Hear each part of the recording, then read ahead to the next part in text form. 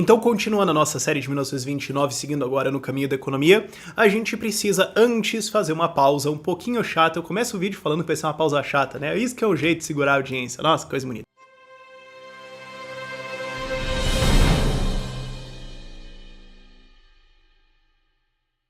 A gente precisa fazer uma pausinha meio chata por metodologia, que é como a escola austríaca olha economia de maneira geral. A gente já focou no vídeo passado sobre ação humana, incerteza, empreendedorismo, etc. Mas a gente terminou falando sobre a praxeologia. O que é praxeologia? Uma metodologia, é uma forma de análise, é uma forma de obter conhecimento, você pode dizer uma ciência. Só que tem todo o problema, assim, que quando você fala ciência, a galera pensa ciência empírica. Toda ciência é ciência empírica, que tem... Não. São buscas de conhecimento, então você pode colocar o nome ciência, só que eu evito fazer isso porque confunde todo mundo. E eu fiz um vídeo sobre praxeologia lá no passado, que não ficou muito bom, admitidamente, olhando pra trás, em que eu pulava essa definição e esse esclarecimento, mas é útil colocar isso agora. Praxeologia é uma forma de ciência não empírica, assim como, por exemplo, matemática. Você tem formas de obter conhecimento que não são empirismo ou positivismo. E é justamente essa a crítica, inclusive, que é a crítica uma das críticas fundamentais do Mises a economias outras, de maneira geral, que é o uso da estatística dentro de uma perspectiva econômica, porque isso tem vários limites, e isso desprove, isso tem vários limites, isso tem aquele problema que a gente citou no vídeo passado, que é você tirar o empreendedor como uma força motriz da economia e depois tentar só entender como os agregados funcionam. E você tem o terceiro problema de que quando você agrega isso tudo, você perde informação ali dentro. Mas vamos lá, um por um. Primeiro, por que não funciona? Porque assim, a gente pode fazer uma análise econômica, por exemplo, e descobrir que a bolsa subiu 80% nos últimos 3 anos, digamos, e entraram 20 bilhões de dólares. A gente pode dizer que porque entraram 20 bilhões de dólares a bolsa subiu? Se entrasse mais 20 e subir mais 80%? São limitações aí que a gente tem. A gente pode conseguir saber para onde os números foram. Agora, a gente sabe se esse número causou aquele... Não, porque números não causam números, apenas indivíduos causam indivíduos, causam ações, causam outros resultados, que causam depois números, que causam indicadores, mas a gente não tem como, em vários casos, pegar o indivíduo e perguntar para ele a lógica dele, porque ele não consegue explicitar isso em palavras, inclusive. Isso é uma coisa que o Hayek coloca no artigo dele, O Uso do Conhecimento na Sociedade, em que ele fala que boa parte do conhecimento necessário para você fazer rodar um mercado é um conhecimento tácito, é um conhecimento que você sabe... É assim, como que você anda de bicicleta? Me escreva. Você não sabe, mas você sabe andar de bicicleta. Se você não sabe, desculpa o bullying. Mas é um conhecimento tácito, você não sabe transmitir isso. Então, não tem como a gente colocar isso na ponta do lápis. A gente pode, por exemplo, fazer... agregados de dados, só que quanto mais agregados de dados, a gente não tem informação sobre o que está acontecendo lá dentro. Que é, por exemplo, a gente pode fazer o seguinte, dizer que o PIB cresceu agora no Brasil 1% esse ano, e que se a gente fizesse uma injeção de crédito, a gente fez umas contas aqui, e que se a gente injetar 100 bilhões de reais, o PIB vai subir 2%. E como 2% é maior do que 1%, então tá todo mundo bem, vai tudo ser melhor, certo? Não necessariamente, a gente pode estar falando da produção só de alguma coisa, então pode ser assim que o minério de ferro sobe 40% em preço e toda essa indústria se dá muito bem, e o resto não fica sabendo. Pode ser que toda a indústria cresça, todo no Brasil cresça 1%, pode ser que uma coisa cresça muito e zoe todos os números, causando uma média de alta de 1% que você não necessariamente viu. Por isso que eu coloquei o argumento lá atrás de que você falar, a guerra tirou os Estados Unidos da crise. Bom, tirou o PIB da crise, mas fez com que boa parte do PIB fosse destinado a matar gente, o que eu não considero uma coisa muito boa como uma civilização. Não, se a gente produzisse várias bombas nucleares aqui no Brasil e jogasse elas no Paraguai, sem dúvida nenhuma o PIB brasileiro subiria. Paraguai tá bom, mas a gente jogasse lá no meio do Oceano Índico, sem dúvida nenhuma o PIB brasileiro subiria. Mas isso é bom, a vida tá melhorando, a gente tá enriquecendo. Tem vários problemas que a gente pode ter aí nisso, e o problema é que a gente não tem também nenhuma confiabilidade nos dados que a gente encontra, que é, a gente não pode usar um tratamento matemático disso, porque como é que você pode saber, os salários subiram 2% depois que o governo fez tal política? Bom, assim, mas 1 bilhão de coisas aconteceram no meio do caminho, como é que você pode dizer que tal lei causou tal aumento? Diretamente, você pode dizer, fazendo um exercício numa palavra em latim muito importante, num termo em latim chamado ceteris paribus, que é todas as outras coisas ficando iguais, isso pode ter causado isso, mas você não pode dizer numa economia super complexa que, sei lá, o Trump resolveu passar uma lei lá nos Estados Unidos e por causa disso o PIB brasileiro cresceu 0,5%. Você não tem como fazer esse tratamento numérico. E você não tem como reproduzir esse experimento. Você não tem como falar... Olha, o Brasil fez políticas de desenvolvimentismo com o PAC e deu no que deu, mas então a gente vai tentar fazer 4 Brasis diferentes e vai fazer uma amostra duplo cega em que 2 Brasis não sabem que eles são os Brasis e eles não sabem exatamente o que eles estão recebendo e a gente vai tentar então fazer 4 PACs diferentes e tirar a média. Você não consegue fazer isso. Sendo que num estudo clínico de um remédio você faria isso com 30 pessoas no mínimo, 200, 1.000, 5.000 em alguns casos. Estudos clínicos empíricos são extremamente complexos, mas eles não são reprodutíveis numa economia, porque ela não é reprodutível. Nem você consegue isolar os fatores. Você pode fazer uma análise sim e dizer que um aumento da demanda de uma coisa, ceteris paribus, mais nada mudando na economia, vai fazer com que um aumento do preço desse item. Sim, mas 1 trilhão de coisas podem acontecer no meio do caminho. Você não pode dizer nada muito ao redor disso. Então, essa análise estatística não funciona. E a outra coisa também, que uma analogia que o Mises fazia, ele falava o seguinte... se você jogar uma pedra no lago, a pedra afunda. Se você jogar um galho no lago, o galho boia. Se você jogar uma pessoa no lago, ele vai ter que decidir se ele boia ou se afunda. Ele pode até te chamar de golpista. Você não sabe, você não consegue prever o que esse indivíduo vai fazer. Então você não tem como, sei lá, numa equação, cortar os 2 lados da incerteza humana. Não tem como você fazer um tratamento estatístico disso. Você tem grandes e sérias limitações nisso. E mesmo, como voltando no problema do conhecimento, mesmo a pessoa não sabe exatamente o que ela quer. Você fala assim, qual que seria o seu salário ideal? O que você considera, qual que é o salário a partir do qual você acha que se você ganhar mais não te adiciona tanto valor assim ou não é tão bom pra você? Qual é o trabalho qual que é o número de horas ideais que você gostaria de trabalhar? Ou quão educado você gostaria que o seu chefe fosse com você? Não tem como a gente fazer um cálculo disso. Então, tem um limite muito sério a estatística. E você vê economistas para todo lado fazendo esse tipo de cálculo. Não, se o governo tomar dinheiro da população e colocar isso para construir pontes, então o PIB vai crescer 3%. Mas você também não sabe o que essas pessoas vão deixar de consumir, porque você cobrou imposto ali. Então você pode digamos até que você tá certo. Não tá, mas digamos que você consegue calcular que se você tirar um dinheiro aqui de, sei lá, 1 milhão de reais das pessoas aqui e gastar aqui, o PIB do estado vai subir 0,3%. Mas o que elas teriam feito com esse dinheiro? Será que cresceria 3,3% ou 0,4%? Ou 0,2%? Você não sabe o que ela vai fazer isso porque nem ela sabe.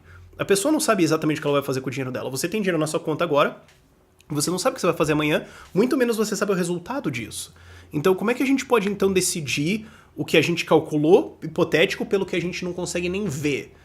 Como é que a gente vai fazer uma metodologia disso? As pessoas não têm uma tabela mágica na cabeça delas para manipular numericamente todas as coisas e falar assim, você preferiria hoje ganhar um hambúrguer ou 2 hambúrgueres amanhã? Não sei, depende do hambúrguer. Quem que vai me dar? Não sei o que eu vou fazer. Algumas pessoas sim, algumas pessoas não, mas...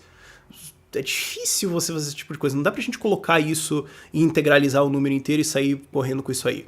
E a gente não tem como saber se isso vai fazer também os outros efeitos psicológicos que isso vai ter nas pessoas.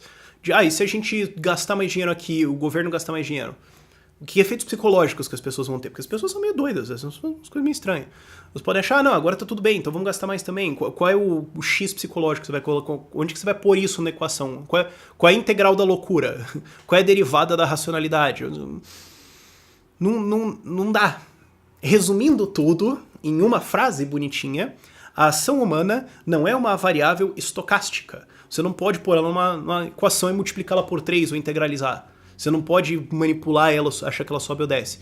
Ela é um X ali no meio, é um ponto de interrogação, que você não sabe se está em cima ou embaixo da equação, ou nos dois lados. Você não sabe para onde ele vai, e ainda assim se calcula em cima. Então, não é um método confiável, não é uma coisa que vocês deveriam fazer. E uma outra coisa adicional também é um problema ético em cima disso, que é, mesmo que você conseguisse calcular, esse problema o Mises não entra, mas é um problema interessante você entrar. Você está introjetando uma ética aí que diz que se você achar que isso é melhor, então você pode ir lá e tirar alguma coisa de uma pessoa e colocar aqui porque vai ser melhor. Ué, mas quem disse? Quem te morreu te fez rei pra você fazer isso? Mesmo que fosse melhor. Não tô dizendo que é, mas digamos que fosse. Se você sabe que alguma coisa vai ser boa pra alguma pessoa, você pode ir lá e obrigar ela a fazer? Você tem a autoridade divina pra então tornar as pessoas melhores do que elas são agora, gostem elas ou não? você pode invadir a propriedade das outras pessoas para fazer esse tipo de manipulação econômica, você tem essa autoridade ética, porque uma vez que você coloca esse cálculo todo, essa ideia de planejamento, você tá meio que introjetando essa ética para dentro.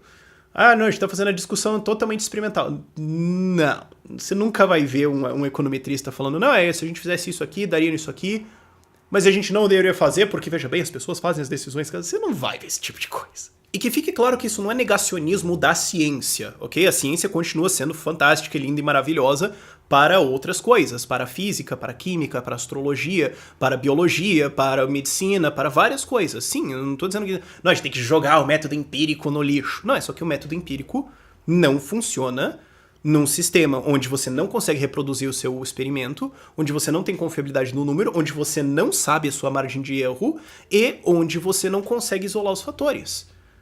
E onde a sua amostra é sempre 1. Um método empírico num troço desses simplesmente não funciona. A gente precisa de uma metodologia diferente para tentar olhar para isso e extrair leis de funcionamento fundamentais. É isso que a ciência faz. Eu sempre lembro de um vídeo do Richard Feynman, de um Nobel em Física, que ele falava, olha, a ciência funciona de uma maneira que é o seguinte. Primeiro a gente observa um fenômeno, e a gente tá tentando explicar ele. Depois a gente chuta a resposta, e daí todo mundo na sala ri e ele fala, não, parem, a gente chuta mesmo. A gente chuta qual é a resposta e computa quais são os resultados desse chute. Ele tá dentro do método empírico. E o que isso significa? Daí a gente compara esse chute com a realidade e vê se casa. Se não casou, tá errado. Acabou. Se casou, pode estar certo. Pode ter uma explicação melhor, pode ter sido coincidência, pode ter outras coisas que podem ter acontecido. E daí a gente vai tentar casar isso com outras situações e criar experimentos e tudo mais. Então você pode ter uma tese, eu tenho uma tese sobre o movimento dos elétrons. Que experimento que eu posso fazer que confirma isso? Eu posso fazer o experimento do Millikan, que eles vão pingar assim, eu vou medindo. Eu posso fazer um colisor de hadrons. Eu posso reproduzir esse experimento infinitamente. Você fala, eu tenho uma teoria sobre o desenvolvimento de riqueza na Alemanha. Beleza, então eu vou fazer uma Alemanha e... Não dá, não é um método aplicável. A gente vai precisar, e você não vai conseguir extrair leis a partir disso. Porque você pode olhar para a Alemanha uma vez e falar, existe uma tendência de que na Alemanha, conforme se sobe a produção de salsichas, o PIB faz não sei o quê, então a gente vai fazer isolar. Não dá, você não consegue extrair essa lei, você não consegue extrair leis, extrair padrões, extrair conhecimento das repetições da natureza e padrões para conseguir elaborar teorias. Não dá, você vai precisar fazer outro jeito de olhar para a ação humana e as consequências dela para conseguir extrair leis. E aí entra a praxeologia. E para ajudar a ilustrar isso, para você pegar melhor a lógica da praxeologia, vamos pensar num campo de conhecimento aí bem familiar para todo mundo, que é a matemática.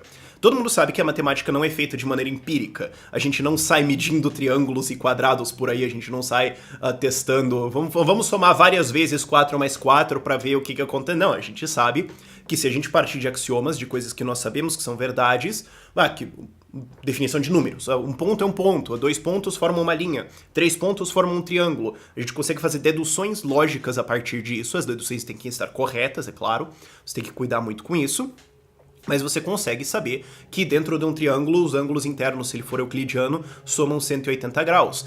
E se alguém chegar e falar, Rafael, eu medi um quadrado, eu fui lá e medi um quadrado, e ele tinha 5 lados. Ninguém vai levar isso a sério, ninguém vai olhar isso como um método sério ou como uma refutação da matemática. No máximo a gente vai questionar a sobriedade do indivíduo. E uma vez que você tem um corpo de conclusões, você pode então comparar isso, você pode usar isso como uma estrutura para criar outras coisas em cima, etc. Você tem várias manipulações que você pode fazer, mas ela parte de axiomas, faz deduções lógicas, e aquilo que ela conclui está necessariamente certo. Porque se o axioma está certo, se aquilo que você partiu, se aquilo que você não consegue questionar sem presumir que está certo, um axioma, está certo e a dedução está correta, a conclusão necessariamente está correta. A mesma coisa é feita para a praxeologia. O que a gente faz? Você parte da ação humana. Bom, todos os seres humanos agem, isso é um axioma. Não tem como você questionar esse axioma sem fazer uma ação, então ele se eleva ao status de uma verdade. E a gente pensa, bom, então, o que isso significa? Bom, mas por que as pessoas agem? Bom, elas agem para melhorar as suas condições. Bom, então, como é que a gente poderia questionar isso? Bom, a gente poderia questionar isso dizendo que elas agem para piorar as suas condições. Mas infelizmente isso não existe, então a gente consegue ver que isso é verdade. E você vai conseguindo fazer várias deduções lógicas a partir disso e chegando em conclusões cada vez mais complexas sobre como os seres humanos, aliás, sobre quais são as consequências lógicas dessa ação humana deles. Então, se os axiomas estiverem corretos e as deduções estiverem corretas, a gente consegue chegar em conclusões praxeológicas sobre a ação humana, sobre a economia, e aplicar isso na economia, que são necessariamente corretas. O problema é, voltando à economia, a gente tem sempre aquela tempestade de dados, então você não consegue isolar alguma coisa. E aí a gente volta para a importância do ceteris paribus. Todo o resto ficando igual, a gente pode demonstrar que x vai causar y. Então o que você pode fazer? Você pode fazer uma conclusão de o que acontece. Bom, se a gente vai ver isso mais lá na frente em detalhes, calma. Mas se as pessoas economizarem mais dinheiro, existe mais dinheiro à disposição nos bancos para ser emprestado. Então existe mais estoque de crédito, então, porque oferta e demanda, o preço do crédito vai cair.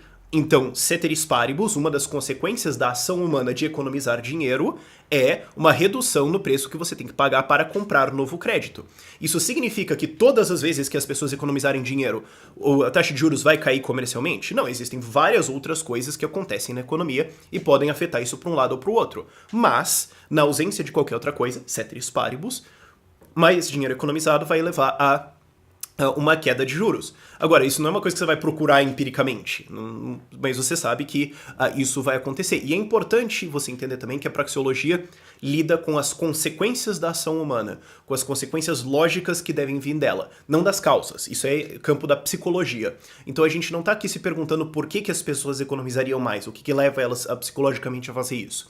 Várias coisas podem induzir a expectativa de um futuro, você saber que o amanhã virá, o Mises ele fala isso, mas não existiria juro, não existiria empréstimo, não existiria nada se você soubesse que se todo mundo sabe que vai morrer amanhã, você não teria isso. Então a gente sabe que tem certas coisas que confinam a ação humana, mas a gente não vai tentar tratar assim de o que leva motivacionalmente um sujeito a economizar mais ou menos. Isso são outros fatores, outros estudos, pode ser colocado na antropologia, na sociologia, na psicologia, no raio que eu parta, mas não é dentro do campo da economia, não é dentro do campo da praxeologia, ok? Mas mesmo que a gente não consiga atribuir valores numéricos a essas forças, a esses resultados da ação humana e como eles vão se manifestar no mercado, eles permitem que a gente faça certas inferências. Por exemplo, a gente pode saber, olha, se a produtividade das coisas subir, então o preço dessas coisas deve cair. Deve ser mais barato você consumir no mercado de maneira geral. Se a moeda se valorizar, os preços vão cair. Então, você daí pode então me apresentar uma economia falando, mas nesse país aqui, nós vemos, como aconteceu ao longo da década de 20, né? A produtividade média dos fatores subiu 4 vezes, aí você fala, mas Rafael, mas os preços não caíram? Então vocês têm uma teoria aí que diz que, como a produtividade subiu, os preços deveriam ter caído, eles não caíram, o que aconteceu? Bom, você consegue listar as forças, você consegue dizer, bom, se a produtividade subir, preços caem, isso é uma força. Existem outras forças que podem operar para subir preços, como, por exemplo, o aumento da demanda por eles, pode fazer isso, sim. A desvalorização da moeda via impressão de dinheiro pode desvalorizar o dinheiro, então reduzir o poder de compra dele, o que aumenta o valor numérico de dinheiros necessários para comprar alguma coisa, o que resulta no aumento de preços. Então você pode saber que, olha, existe então uma grande força aqui para uma redução de preços. Porém, os preços não se reduziram. A gente não consegue calcular como, mas nós sabemos que deve ter outra força do outro lado. Então você pode pensar aqueles equilíbrios de gangorra, tipo física básica, sabe? Tem uma outra força do outro lado que está operando para subir preços. Quais podem ser? E a gente pode, de novo, usar a praxeologia para listar. A desvalorização monetária, maior demanda, o que for. A gente pode fazer várias coisas aí para tentar fazer uma análise, mas o fato é que você pode caçar e você vai encontrar alguma coisa ali que movimentou para outro lado. A gente só não consegue atribuir valores numéricos a isso, não consegue fazer um cálculo, mas a gente consegue listar as forças de cada lado e com alguma experiência, com algum bom senso, alguém que já sabe olhar números, você consegue olhar e falar, mas peraí, eu suspeito que deve ter mais coisa aqui. Eu não tô dizendo assim que isso é parte da metodologia, mas depois de um tempo, quando você aprende, quando você fica com o treinamento de analisar a economia, você olha e fala, tá faltando alguma coisa aqui, né? Deveria ter alguma coisa acontecendo. Aonde será que isso pode estar? Você aprende a caçar. Isso que a praxeologia te ajuda a fazer. Você fala, olha, eu acho que isso aqui deveria ter subido mais. Pode ser que eu tô errado e sou um besta, isso acontece, tudo bem. Mas o que pode ter influenciado do outro lado? Bom, isso e isso, então vamos caçar lá. Então você já sabe aonde procurar, é um método de investigação bem interessante, na verdade. E como eu falei antes e ressalto de novo aqui, a beleza do método praxeológico é que você consegue um método consistente. Você parte da ação do axioma, né, da ação humana, e você vai a todos os fenômenos complexos. Você consegue passar desde escambo do mais básico, moeda básica, e até explicar qualquer mercado com a mesma teoria, com uma teoria unificada, com a mesma, digamos, matemática, você explica todos os números. Você não precisa falar, não, agora a gente precisa de uma matemática especial. Não, agora a gente precisa esquecer isso aqui. Não. Você opera com uma teoria unificada e consegue fazer, então, várias coisas conversarem umas com as outras. E aí você consegue fazer, isso é um exercício até que é um pouco mais avançado, intermediário para avançado dentro da escola austríaca. Aí você começa a pensar, não, mas se a gente começar a pensar a teoria da firma e colocar essa outra do teoria, porque nós sabemos que as duas estão certas. Se a gente cruzar as duas, se a gente casar as duas aqui, o que será que vai acontecer? Porque a mesma coisa você consegue fazer com a matemática. Você sabe, nós sabemos que em teoria de conjuntos existe isso e em teoria de matrizes existe isso. Bom, as duas estão certas. Então o que acontece se a gente casar as duas? Que análise que isso permite que a gente faça? O que a gente pode descobrir a partir daí? Quando você funde isso, os resultados que vão vir são mais interessantes também. Então você consegue fazer uma metodologia maior, uma metodologia que você consegue expandir dentro dela, ao invés de ficar pensando, bom, mas qual é o modelo que eu vou usar agora? Quais são as premissas que eu vou usar agora? Não, você consegue fazer uma pesquisa mais bonita. Então isso é só um adendo útil a se colocar aqui, mas vamos então agora colocar dessa discussão metodológica, vamos usar então a praxeologia para entender atividade empreendedora. Então, retomando um pouco o que a gente viu sobre empreendedorismo na semana passada ou no vídeo passado, caso você esteja fazendo uma maratona aqui, a atividade empreendedora para a escola austríaca é uma constante atividade de observação, de buscar oportunidades, ou de oportunidades que você acha que você percebeu, às vezes você pode ter percebido uma coisa e estava errado, mas enfim, de achar oportunidades e tentar responder elas. Então, o empreendedor não é necessariamente o empresário, alguém que tem uma empresa, alguém que está produzindo aço, mas o empreendedor é uma pessoa que resolve fornecer o trabalho dela como pedreiro numa outra cidade porque lá os salários estão sendo maiores. Ou alguém que resolve fazer algum curso superior porque acha que no futuro vai ter... Enfim, são pessoas que estão vendo, estão achando, estão tentando encontrar oportunidades, tentando responder a elas, tentando buscar lucro, ou seja, esse lucro, você pode dizer financeiro, você pode até ter um empreendedor social, por exemplo, alguém que deriva a satisfação de... resolver algum problema, alguém que encontra felicidade em fazer alguma coisa. Você pode ter alguma coisa desse tipo, se bem que é uma discussão um pouco mais profunda, mas você tem que entender que no fim das contas o lucro que a gente está falando aqui é de maneira geral um lucro financeiro, mas ele pode ser um lucro de satisfação também. Você pode pensar que quando você escolhe trabalhar, você trabalha digamos 40 horas, e você poderia trabalhar 45 horas, você poderia por semana, né? Você poderia colocar mais 5 horas de trabalho na sua semana, mas...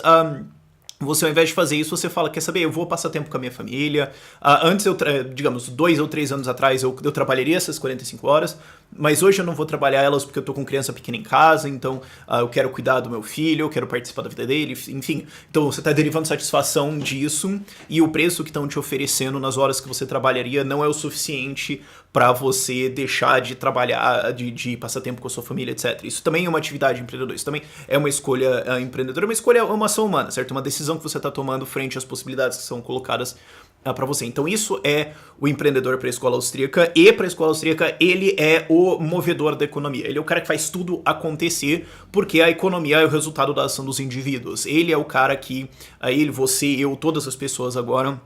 são as pessoas que vão fazer a economia se mexer, certo? Não existe, assim, o PIB. Você pode falar assim, o PIB subiu. O PIB não sobe. Ele não é uma coisa. Ele não toma Viagra e, opa, isso não acontece. O que acontece é que mais indivíduos estão tomando decisões de produzir mais coisas. Então é isso que você tem que analisar. É isso que é a atividade empreendedora como um motor da economia geral, como um motor desses indicadores e tudo mais. E é olhando a atividade dos empreendedores que você vai entender o processo de mercado. Você não vai conseguir olhar, pelo menos isso que a escola austríaca diz, né? Algumas outras escolas discordam, mas enfim. Você não pode olhar assim pro PIB e falar, o PIB cresceu 2%, ou a gente tá querendo aumentar a produção de aço em... Você não pode tentar assim, estimular a produção de aço. O que você consegue fazer é estimular indivíduos a produzir mais aço. E isso vai ser diferente. Parece joguinho de palavras, assim, especialmente para um público mais leigo. Mas quando você olha nas políticas econômicas que são colocadas, nas decisões que os governos tomam, você vê que realmente existe uma diferença, então é interessante isso. Então antes da gente ver exatamente como é o processo do empreendedor para formar um mercado, para formar a economia dentro da visão da escola austríaca, eu quero te mostrar um pouco a visão acadêmica clássica de um mercado em equilíbrio, de formação de preços, oferta e demanda, etc., para a gente poder comparar as duas coisas, para eu poder fazer um contraste e tudo mais, assim você aprende um pouco da visão acadêmica geral e uma simplificação já entro nisso, e especialmente porque isso que eu vou mostrar pra você era o que estava em voga na década de 20, 1920, era o que era normalmente ensinado lá. Hoje isso já está um pouco ultrapassado, tudo bem, ok, mas a gente pode fazer essa comparação e você consegue entender as diferenças, você consegue entender até porque que alguns erros de intervenção estatal acontecem mesmo em cima disso aqui. E eu aviso, isso aqui é uma simplificação, ok? Eu tô te apresentando o que você aprenderia, assim, no máximo no terceiro semestre de um curso de economia. Eu não tô querendo refutar, assim, equilíbrio de Nash, umas coisas mais avançadas. Não, eu não tô querendo, assim, fingir que eu tô dando uma puta aula disso. Não é pra ser isso aqui, até porque isso aqui seria um curso inteiro de economia, uma coisa complicada. Isso aqui é um modelinho ainda simples, ok? Várias coisas que eu vou criticar, vários economistas hoje não defendem. É bem amplo o mercado, existem várias interpretações ao redor disso aqui. Eu tô dando um ponto geral, ok? Calma. Mas vamos finalmente ter uma imagem aqui no vídeo da Crise 29, finalmente. A galera reclamou que no primeiro vídeo não teve muita imagem, agora vai ter. Ó, é um diagrama de equilíbrio, oferta e demanda, preços em equilíbrio. É isso que você vai ver, assim, no mínimo, no básico, você vai ver no máximo, assim, no terceiro semestre de economia. E o que esse diagrama ensina? Ele ensina que, olha, existe uma curva de demanda D e uma curva de oferta, supply, S. O economista, eu coloco o diagrama em inglês já, porque boa parte do material que você vai ler sobre isso é em inglês mesmo, então já vai se acostumando. É o meu jeito de forçar vocês um pouquinho pra frente, mas enfim. Você vai ter uma curva de demand e supply, onde elas se encontram, você vai ter o preço de equilíbrio de mercado, né? Se esse mercado estiver em equilíbrio, tal, tudo bem, vai ter um preço de equilíbrio ali no meio, onde onde tudo que é ofertado é vendido nesse preço, tudo bem, tudo certo. E se você tiver uma situação onde você tem mais demand do que supply, ou seja, você tem mais demanda do que oferta, você vai ter uma situação de escassez, certo? Falta esse produto no mercado, olha que droga. E se você tiver uma situação onde a oferta, o supply, está acima da demanda, demand, você vai ter uma situação de surplus, de excesso, de superprodução, de olha só, uma crise de superprodução, e daí a gente tem um problema também. E o que acontece? Bom, o que acontece é que se, né, no mercado em equilíbrio a demanda aumentar, a demanda por esses produtos, isso vai causar uma pressão no preço para cima, porque tem mais gente querendo esses produtos, e mais gente vai entrar para produzir esse produto, ou seja, uma oferta desse produto vai aumentar, colocando o mercado em equilíbrio. Se a oferta desse produto cair, o preço vai subir, porque a demanda vai ficar igual, então isso pode colocar pressão nos preços para cima, o que pode fazer com que a curva de demanda volte a crescer porque outras pessoas estão entrando, ou isso pode fazer a curva de demanda reduzir porque menos gente está querendo esses produtos, porque o preço subiu, então nesse preço a demanda por esse produto vai cair, etc. Você tem toda essa movimentação de curvas aí, né? Se a oferta for para cá, vai ter uma pressão no preço e a demanda vai mudar, vai se adaptar de acordo, etc, etc, etc. E o mercado vai se manter em equilíbrio. E aí você me pergunta, o que significa equilíbrio? Bom, equilíbrio, de maneira geral, você tem vários economistas discordando em várias coisas. Por exemplo, tem alguns que vão dizer assim, no mercado em equilíbrio você tem informação perfeita. Então, por exemplo, se a gente está no mercado de aço, então todos os participantes desse mercado sabem produzir aço igual, ou com a mesma eficiência, ou a mesma produtividade. E eles vão discordar também o que significa informação perfeita. Também. Você tem todo tipo de debate bizarro acontecendo. Tem alguns que vão dizer assim, nenhum produtor, né, ninguém que atende a demanda, nenhum ofertador forma preço. Então, se alguém sair, se uma empresa fechar, o preço não muda. Então, isso é um equilíbrio, isso é uma condição para um equilíbrio. Por exemplo, a padaria, certo? Se a padaria fechar, o preço do pão não vai mudar. Provavelmente vai, mas você pode pegar assim, o mercado agro, certo? Você tem 1 trilhão de hectares sendo plantados de milho, então se eu decidir plantar milho, o preço não vai mudar, e se eu decidir não plantar milho, também o preço não vai mudar, porque eu sou ínfimo perante o mercado, então eu não formo o preço, né? Nenhum dos participantes forma o preço, então você tem um mercado em equilíbrio. Isso aí vai voltar, economistas discordam, que quase todos vão concordar é o seguinte, que o comportamento dos agentes nesse mercado é constante, que eles não têm nenhum motivo para mudar esse comportamento e que esse equilíbrio é um resultado de um processo dinâmico, ou seja, várias coisas no mercado aconteceram e chegou aqui, quer dizer, isso não é uma coisa estática, isso não é só uma foto no mercado, não é uma coisa assim, mas que isso é o resultado de alguma coisa. O equilíbrio ele acontece a partir de um processo de mercado, ele não pode ser induzido, criado, ou você não pode só chegar no mercado qualquer assim e falar, o mercado do Brasil agora para rosquinha está em equilíbrio. Não, você tem que falar, algum processo tem que acontecer para chegar aqui. Você não pode pegar um mercado qualquer agora e achar que isso... O mercado sempre consistentemente acontece, né? Ele tem que estar... Você não pode olhar assim e falar que ele está em equilíbrio num certo ponto e vai ficar para sempre. Isso é um processo dinâmico que consistentemente acontece. Então ele tem momentos de equilíbrio e desequilíbrio. Você não pode dizer que assim, ó, existe um equilíbrio perfeito, ou enfim. E também vai ter uma discórdia dentro exatamente do que é isso e tudo mais, é um problema, mas enfim. E o problema desse diagrama é que, sim, ele não é inútil. Não tô dizendo que isso aqui é errado, isso aqui é burro, isso aqui é idiota, isso aqui é uma invenção do comunistas, do Soros. Não. Isso aqui tem utilidade. Isso aqui tem utilidade para você entender o processo de mercado, sim. Isso aqui tem utilidade para você ensinar para alguém que tá no primeiro, segundo ou terceiro semestre de economia ou de qualquer curso de logística, produção, administração, qualquer coisa assim. Tem uma utilidade, mas está incompleto.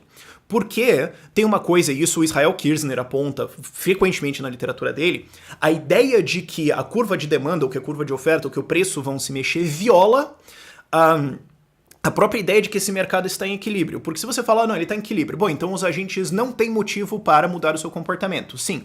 Então por que a curva de demanda se mexeu? Por que as pessoas mudaram o seu comportamento? As pessoas estão querendo mais ou menos alguma coisa. Então a ideia de que a curva de demanda vai se mexer viola o fato que é equilíbrio. Olha, nós estamos em equilíbrio, nós estamos no mundo perfeito. Se nós estamos no mundo perfeito e a curva de demanda vai se mexer, a curva de oferta vai se mexer para se encontrar, na verdade isso já aconteceu e o mercado está em equilíbrio. Num mercado em equilíbrio perfeito, nenhum movimento pode acontecer, nada acontece. O gráfico na verdade não é um gráfico, é um ponto. Ele só está dizendo, olha, a oferta é tanto, a demanda é tanto, o preço é tanto, acabou. Existe outra possibilidade? Não, não existe nenhum ponto nesse gráfico onde esse ponto do preço pode estar, senão no ponto de equilíbrio. Então, não há movimento aí, você tem um mundo perfeito. Porque se você tem um equilíbrio perfeito assim, se ninguém tem um motivo para mudar suas ações, então na prática esse mercado sequer não tem lucro. Não existe lucro nesse mercado, porque todo mundo está fazendo a coisa perfeita, certo? Está tudo em equilíbrio. Você fala, o mercado está em equilíbrio, ele não vai mexer. Bom, então é porque não tem lucro, ninguém tem prejuízo, não tem nada, a gente tá no nirvana mais perfeito, certo?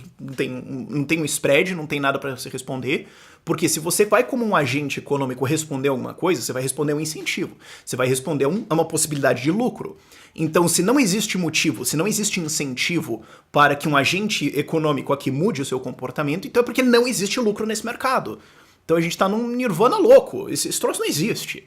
E nesse troço, nesse nirvana louco, onde não existe nenhum lucro em nada, então não existe motivo pra você fazer porcaria nenhuma. E isso tem que valer pra todas as coisas, porque se você fala, olha, se a produção de aço no Brasil está em equilíbrio, a gente está no preço de equilíbrio em que toda oferta atende a demanda perfeitamente, pá, então você vai ter que me dizer que não tem lucro aí e que não tem lucro em mais nada na economia. Porque se existir um lucro aí, então o que vai acontecer? Bom, esse lucro é maior ou menor, a gente já está entrando um pouco nos detalhes da economia austríaca, ok? Calma, a gente já vai entrar nisso. Mas se esse lucro for maior ou menor do que o resto do lucro na economia, então movimento vai acontecer. Porque se o lucro for maior do que o lucro médio que existe na economia, digamos, qualquer coisa que você invista dá, assim, de maneira geral, 5% de lucro ao ano. E o lucro nesse mercado já está dando 15%. Então, gente vai entrar nesse mercado e a curva de oferta vai mudar. Ok. Isso vai acontecer. Por quê? Porque esse lucro existe porque a gente tem um spread. Aí você fala, não, mas o mercado está em equilíbrio. Bom, então não tem lucro. Então não tem motivo para a curva de oferta se mexer. Mas se não tem lucro nesse mercado, significa que a taxa de retorno de capital nesse mercado de produção de aço no Brasil, por exemplo, é inferior à taxa de mercado geral. Porque se esse mercado de lucro de aço no Brasil rende zero, ou seja, não existe lucro, não existe um spread, não existe uma diferença entre entre o custo e o que as pessoas estão dispostas a pagar para que alguém entre nesse mercado. Se isso não existe, então não tem incentivo aí, não tem lucro, ok, mas no resto da economia vai ter. Então você que está empregando o seu capital em produzir aço, você vai pensar, eu sou um trouxa, eu sou um burro, eu sou uma mula, porque eu estou colocando o meu capital aqui na produção de aço, para ter nenhum lucro, nenhum spread, nada, quando eu poderia estar colocando isso no Tesouro Direto, ou produzindo rosquinha, ou produzindo trigo, ou produzindo milho, lá eu teria lucro. Então ele vai sair desse mercado. Porque ele não tem incentivo para ficar lá. Então, para que esse diagrama se mantenha assim, para que você tenha um diagrama de equilíbrio de preços em qualquer mercado, todos os outros também têm que estar em equilíbrio. Porque se algum tiver em desequilíbrio, você sai desse e vai pra lá. Então tudo tem que estar certo, você tem que estar no nirvana econômico mais louco do universo para esse diagrama ser válido. E a gente sabe que isso não acontece. Então aí a gente já tem um problema. E o segundo problema aqui é que esse diagrama, de novo, esquece o empreendedor. Ele fala, não, a curva de oferta vai se mexer pra lá. Por quê? Eu já intuí por quê, né? A resposta já tá lá atrás. Não, a curva de oferta vai aumentar, né? Vai se mexer de um jeito em que a oferta sobe. Por quê? Porque tem uma oportunidade aqui, então vale a pena você ofertar. Não, mas a curva de oferta não se mexe, ela não existe. O que existe é alguém chegar no mercado de aço e falar, vou produzir aço. Aí você fala, não, mas é que a curva de demanda se mexeu. Por quê? Porque indivíduos resolveram consumir mais ou menos. Mas o que vai levar eles a fazer isso? Ou você pode, inclusive, ter um preço em que você fala, mas todos os preços aqui estão a prejuízo. Quer dizer, nós temos 5 empresas nesse mercado, elas estão ofertando o que a demanda quer, mas elas estão tendo prejuízo. Mas que burrice é essa? Não, mas algum indivíduo está tomando essa decisão. Você pode ter uma situação como, por exemplo, hoje você tem o Netflix dá prejuízo, o Uber dá prejuízo. Aí você fala, mas espera aí, isso é burro, porque então quer dizer que o preço, quer dizer, a gente está limpando o mercado, mas o preço está, ou a gente não está limpando o mercado, então está se ofertando mais do que gostaria de ser consumido. Mas tem alguém ofertando mais do que gostaria de ser consumido. Aí você fala, mas o cara é burro? Não, talvez ele tenha uma ideia empresarial, ele tenha uma ideia empreendedora do que ele pode fazer no futuro, certo? É investimento. Você tem que olhar nesse mercado em dinâmica também, é uma coisa meio complicada.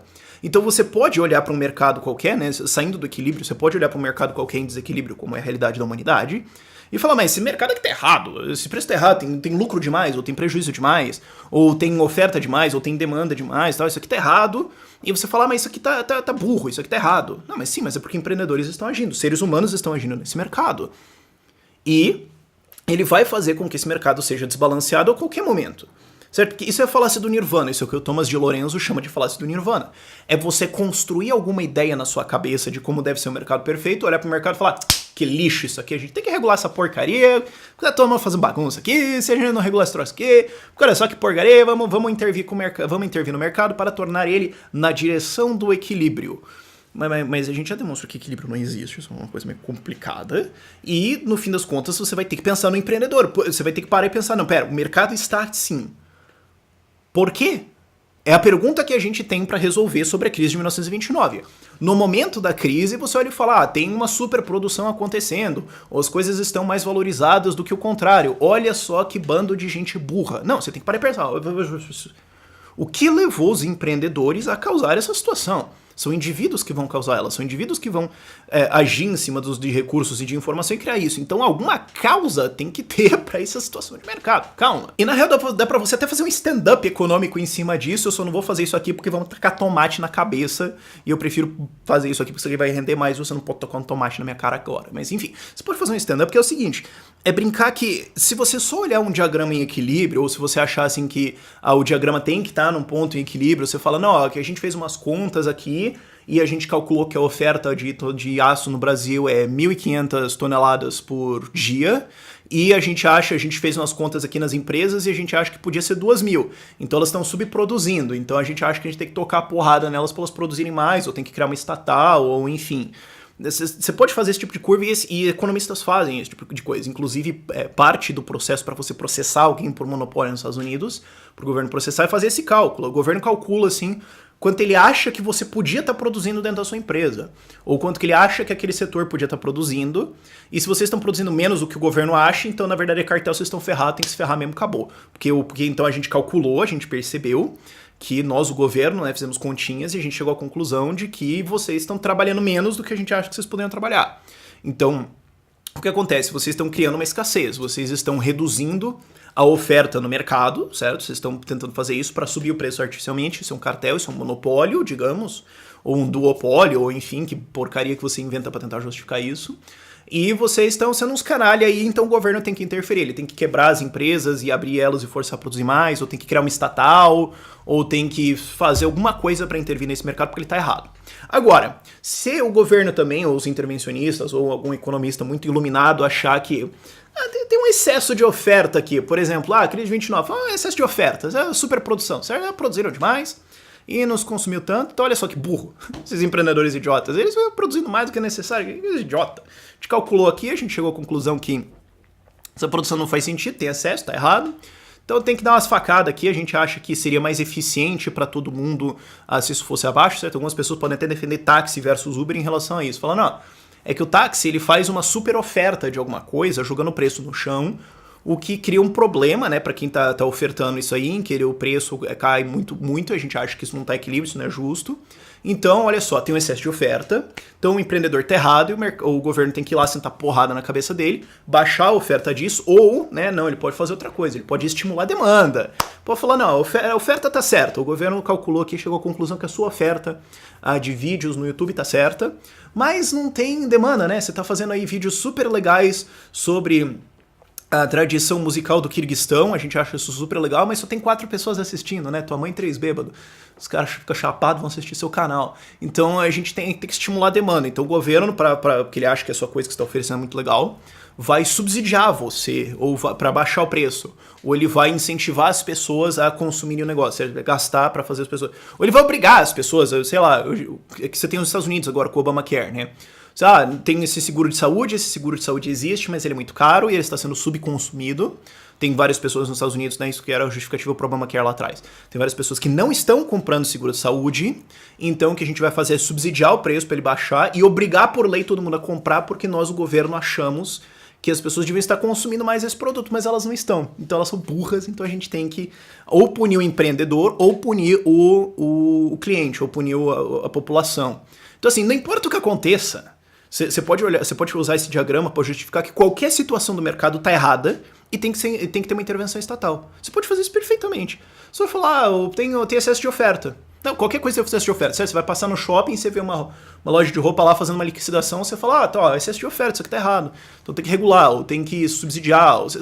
E você pode fazer esse argumento perfeitamente, porque uma vez que você admite isso, que existe um mercado em equilíbrio e que existem essas dinâmicas e a oferta tá errada, a demanda tá errada, você pode meter a porrada em quem você quiser para fazer as curvas se mexerem. Uma vez que você esquece, se você joga o empreendedor no lixo, né, você fala, não, o empreendedor tá fazendo isso, mas é burro, ele não sabe resolver. Então você não vai respeitar isso, você vai falar, não, a gente tem que então desenhar esse mercado, que nunca funcionou. É isso que acontece, esse tipo de lógica que você tem de, é cartel, é monopólio, é superprodução, eu tenho que subsidiar. Você só vai conseguir ter esse tipo de lógica se você jogar o empreendedor no lixo. E é por isso que você não pode fazer isso. Por isso que a escola austríaca fica batendo em cima disso, e eu tô batendo aqui em cima disso, que você não pode tirar o empreendedor da equação. Você não pode esquecer que se o mercado está desse jeito, tem um motivo. Qual é o motivo? Qual é a causa dessa origem de mercado? Qual é a causa dessa organização? E aí a gente começa a ter um contraste legal. É isso que eu queria mostrar para vocês. Então, o que acontece, que eu gosto de dizer, é que o empreendedor é julgado sem direito à defesa e tá condenado a priori. Você vai entrar no tribunal, mas já é um tribunal de condenação, é tipo tribunal do trabalho, tribunal regional do trabalho, essas coisas assim. O empreendedor entra na sala já condenado, a questão é a sentença, certo? A questão é como é que o governo vai resolver isso. Mas você é culpado, você cliente é culpado, sei lá, as pessoas consomem muitos iPhones e subconsomem colisores de hadrons. Então o governo tem que taxar iPhone para subsidiar um colisor de hadrons lá na Suíça para colidir 2 próton para ver o que tem lá dentro. Você tem esse tipo de lógica. Agora, o que a gente precisa lembrar é... Escuta aqui, o réu, esse empreendedor, pode ser o empreendedor, pode ser o consumidor, mas você pode pensar que o consumidor também é um empreendedor, porque você está comprando alguma coisa na expectativa de ter... você está tomando uma decisão, enfim, você pode colocar eles na mesma categoria como assim, pessoas que agem nesse mundo. Você vai ter que pensar que esse réu ele tem algum argumento, ele tem alguma defesa para por que a situação de mercado é assim, por que aquele arranjo de mercado aconteceu, que é, finalmente... Ok, acabou a relação.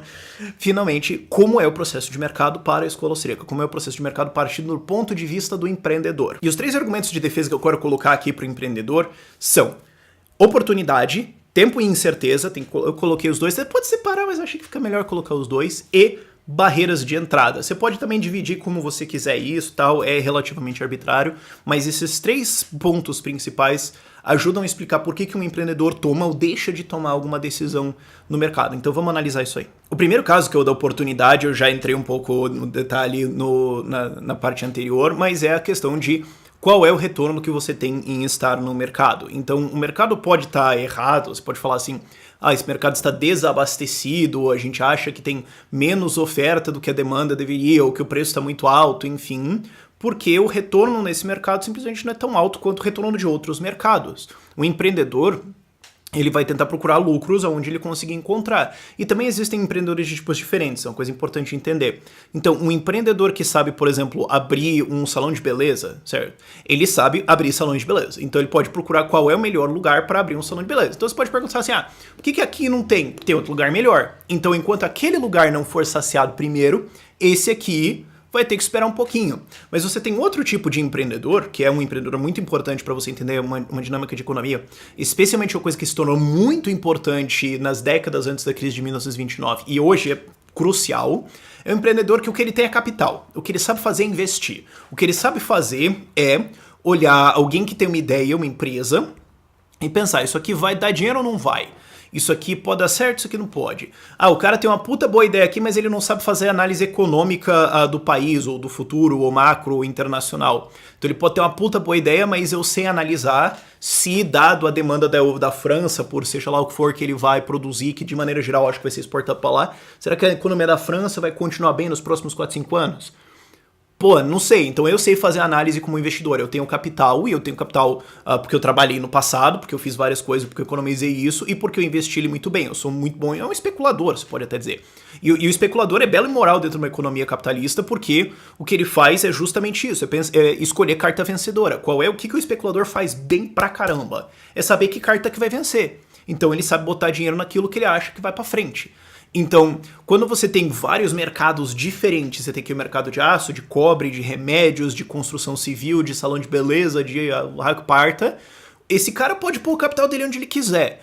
Então, o que ele vai fazer é analisar, ele pode conhecer o mercado melhor ou pior. Você tem alguns investidores que o cara fala, eu sei investir em metais, ou eu sei investir em indústria. E você tem gente que sabe investir em analista de bolsa, o cara investe em ações, ele sabe ler balanço de ação na bolsa, ele sabe se aquela empresa está certa ou não, se aquele balanço está cozido. Você conhece, especialmente a galera do velho investing, do investimento de valor, os caras são as bruxaria, porque o cara sabe olhar um balanço de uma empresa e falar, esse balanço está cozido aqui, não tem jeito de que esse custo é esse custo, eles estão forjando alguma coisa, que isso aqui está errado, que sai correndo isso aqui. Então, esse cara que vai fazer investimento de capital, ele vai procurar lucro maior. E ainda tem o risco, a gente já vai entrar isso em tempo e incerteza, que é risco. Mas ainda não entrando nisso, ele vai olhar, então, no Brasil, o que tem mais retorno em investimento de capital agora? Mercado de construção civil. Tá meio ruim, né? O que tá dando certo agora? Consumo. Consumo tá legal, o consumo tá crescendo no Brasil, as empresas que estão fazendo isso tá legal. Tem um cara aqui que tá querendo meu investimento para abrir uma empresa para produzir, sei lá, lasanha congelada, eu vou lá investir meu dinheiro lá. Aí você pode ter algum daqueles economistas tecnocratas que fala, é porcaria o Brasil, a gente tá subproduzindo museus e superproduzindo lasanha congelada. Mas, meu filho, aparentemente, o retorno de capital em lasanha congelada é maior que em museus. Então, assim, você pode gostar de museus, eu também gosto. Mas aparentemente, quando a galera, você pode usar essa expressão, vota com o dinheiro deles, a gente vai ver isso em formação de preço, isso é oferta e demanda, certo? Tem mais gente querendo isso, e o mercado não está sendo saciado. Então, o capital vai para lá primeiro. Ele vai para onde o retorno do capital investido vai ser maior. E você também tem outras coisas que podem ser subjetivas aí no meio, tal, a gente já vai entrar nisso. Você pode falar assim, se essa coisa tem um risco político ou não, se isso vai entrar lá em tempo, incerteza, barreiras de entrada, ok? Mas, a priori mesmo, essas coisas vão influenciar a taxa de retorno. Isso é o que vai guiar. Então, você pode pensar assim, por que o Brasil subproduz nave espacial? Bom, nos Estados Unidos você tem uma empresa, você tem a SpaceX que está lançando... Não, peraí, tem outra, né? Eu estou inventando esse exemplo agora, desculpa. Mas enfim, você pode usar assim, tem duas empresas nesse ramo. Olha, nós temos um duopólio aqui nesse mercado. Olha, o mercado falhou, ele falhou, porque aqui tem um produtor dessa coisa aqui, e o cara controla o mercado, ele tem 96% da fatia de mercado nisso aqui, então o governo tem que entrar e sentar porrada no cara. Não, pera, por que não tem outro? Porque de repente o cara achou que aquele era um mercado bom, não é, entrou lá, fez cagada, não era uma boa ideia, e ele tá lá e pode estar até tendo prejuízo às vezes, dependendo do caso. Tem muita gente aí que acha que tem empresa, essa empresa que controla o mercado, aí você vai ver as finanças dos caras estão tendo prejuízo. Então, assim, os caras estão te fazendo um favor, no fim das contas. Eles estão mandando uma empresa prejuízo para te fornecer um serviço que o cara podia vender a empresa e botar o dinheiro dele no tesouro direto. Então, eu agradeço o dono dessa empresa.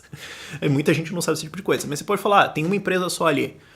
Pode ser que quando ela entra a taxa de retorno baixa, sei lá, você tem uma taxa de retorno a 10% por ano de capital investido, quando ela entra ela consegue baixar isso para 7, mas tem outra coisa que está valendo 8. Então quando alguém entrar naquela outra coisa e baixar isso para 6, essa aqui vai voltar. Mas as coisas numa economia são atendidas na ordem de prioridade dos preços.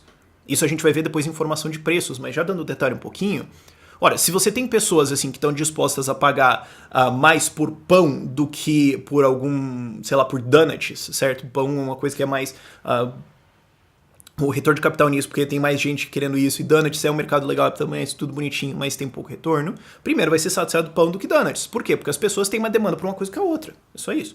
O que vai acontecer é que depois tem aquela galera tecnocrata assim, falando, não, mas é que as pessoas têm demandas idiotas, as pessoas têm demandas irracionais, burras, elas não entendem que é super patriótico a gente ter um programa de exploração espacial e as pessoas não querem isso, então a gente vai ter que taxar a comida delas para pagar a espaçonave para colonizar Saturno, porque elas não estão entendendo que seria super legal se a gente, sei lá, colonizasse Saturno.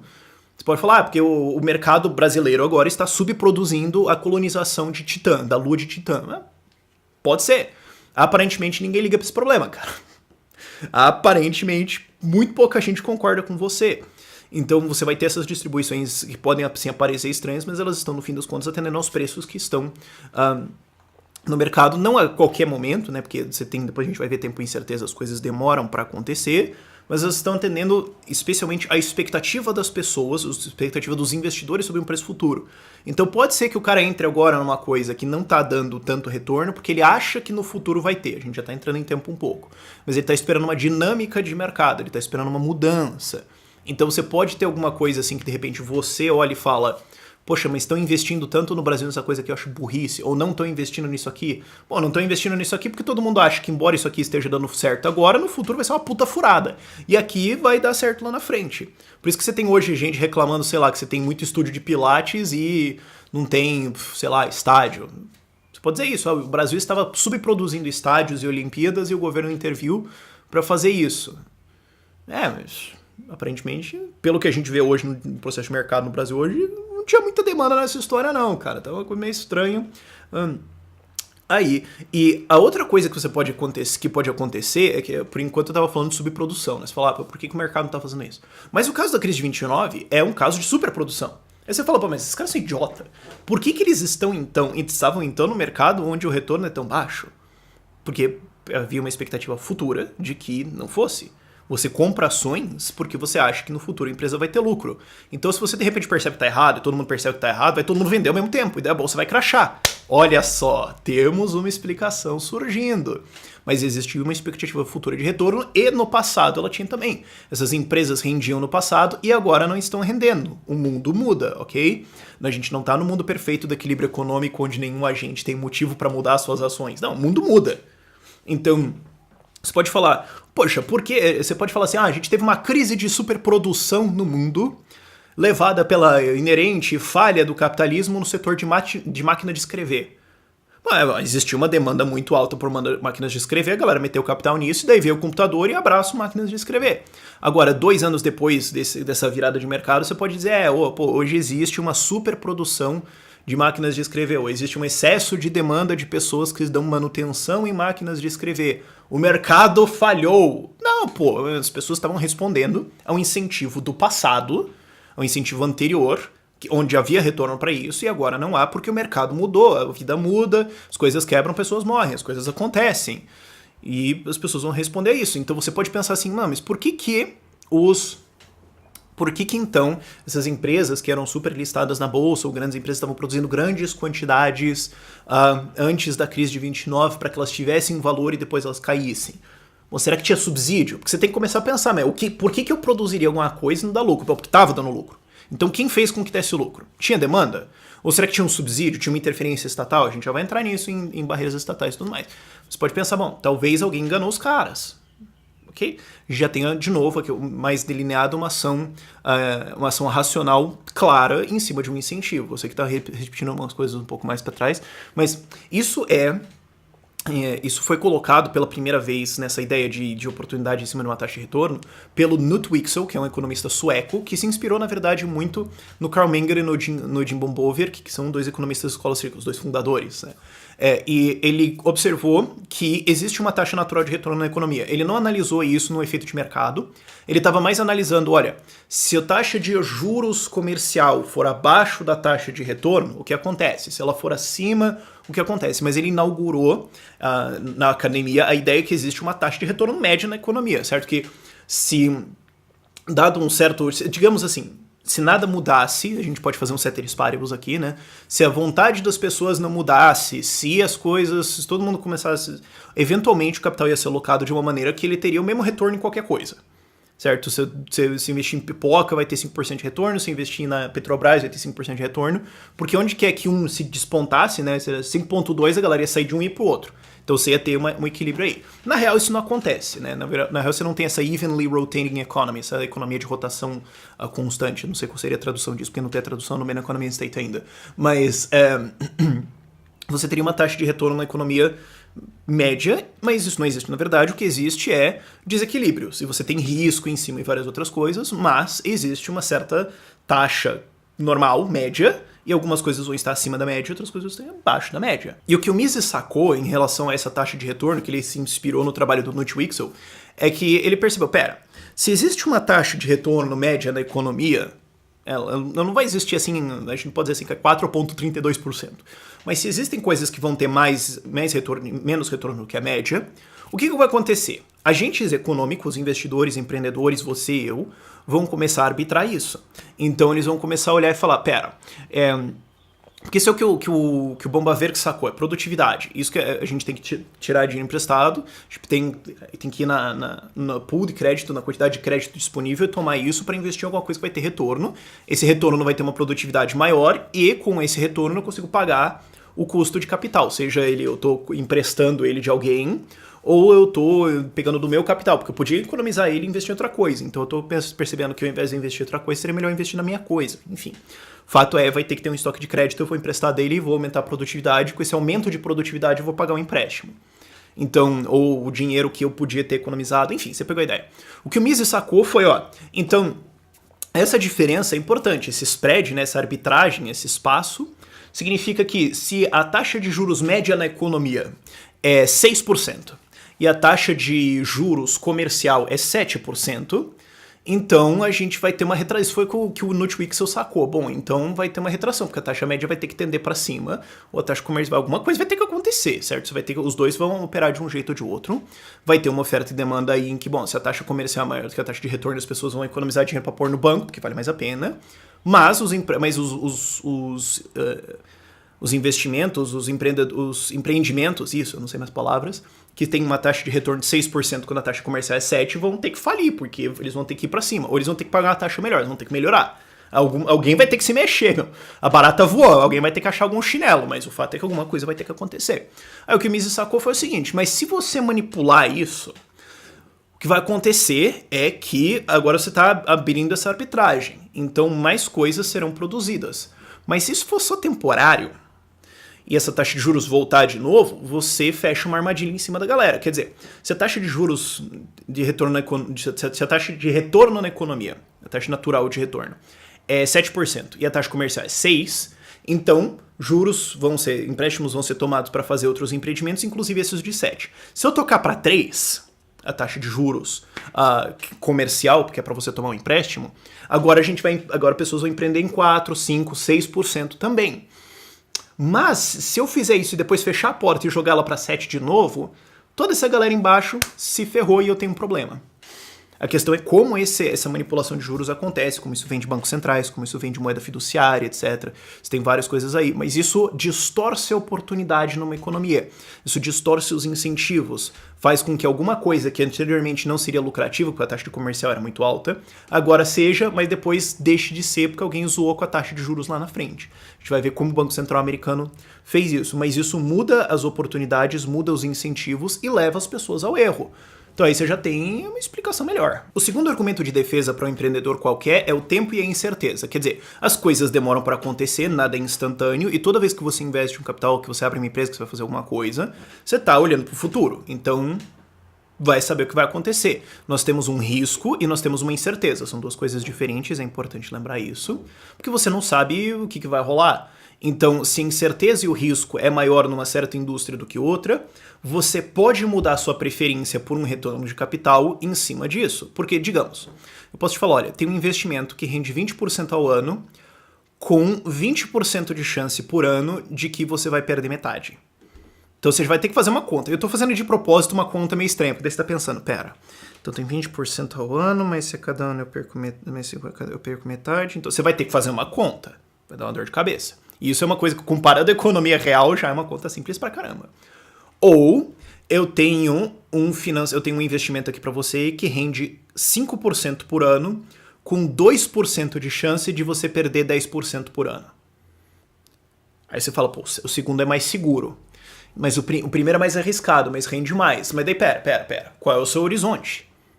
Você fala, bom, você está investindo esse dinheiro para 100 anos ou para 6 meses? Porque se você for investir para 100 anos, de repente o primeiro pode ser mais atrativo que o segundo. Porque ele tem um risco, mas ele limpa ao longo do tempo e no fim das contas, beleza. Só que assim, em 100 anos você morreu, então você não vai fazer esse investimento. Então assim, você vai pensar assim, 20 anos, talvez 3, 10 anos. Agora, se você vai fazer um investimento que é de 6 meses, por exemplo, você fala, eu vou guardar o meu dinheiro porque eu quero comprar a casa daqui 6 meses, então eu só quero pôr meu dinheirinho numa coisa assim, cara, se você me garantir que nada vai acontecer, você tá me dando 0 de juro, talvez eu aceite, ok? Porque daqui 6 meses eu quero comprar uma casa, eu não quero me expor a risco, eu não tô me preocupado com essa história aí, então eu vou colocar uma coisa de rendimento baixinho, mas de risco baixinho também. Então tudo bem. Então você vai ter essa mudança de horizontes alterando como as pessoas vão investir dinheiro. E a outra coisa, então isso tem a parte de risco e incerteza em cima de como isso vai manipular uma taxa de retorno, mas a outra coisa também é que quando você faz um investimento, demora um certo tempo para ele ficar pronto. Então, o exemplo clássico, pré-sal no Brasil. Você não pode falar assim, vamos produzir pré-sal. Estamos produzindo. Não, não é assim. Você vai ter que encontrar investidores, mesmo se não tivesse o governo no meio, digamos que não tinha.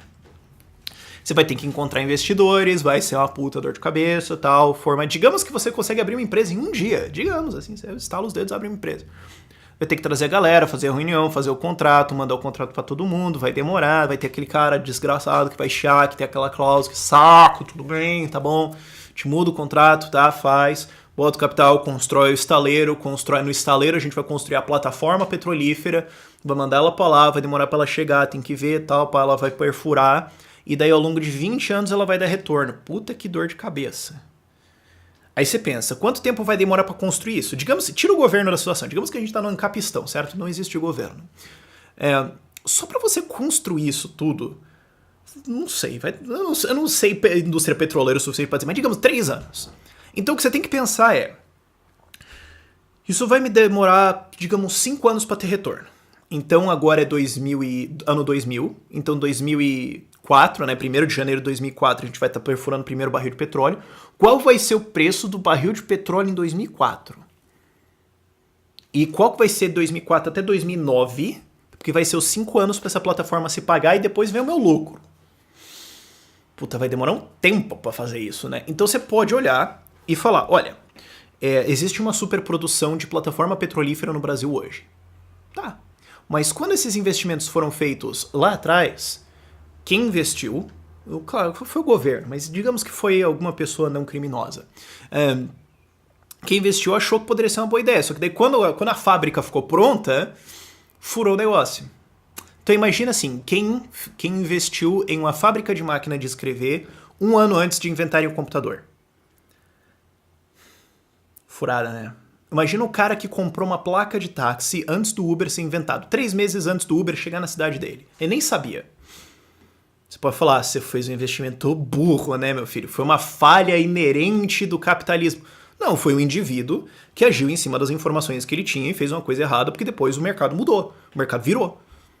É só que até o investimento se formalizar, né, até o investimento sair do ponto de, digamos, o cara se inscreveu para comprar uma placa de táxi, um ano depois você recebe. Não sei, você pode ter uma situação assim. Na hora que ele fez fazer sentido, depois não fez. O tempo passa, as coisas mudam. Então você pode ter uma situação de superprodução, não é exatamente o que você tem em 1929, mas onde empreendedores vão tomar decisões que depois de um tempo você vai falar, pois é, né, o mercado virou.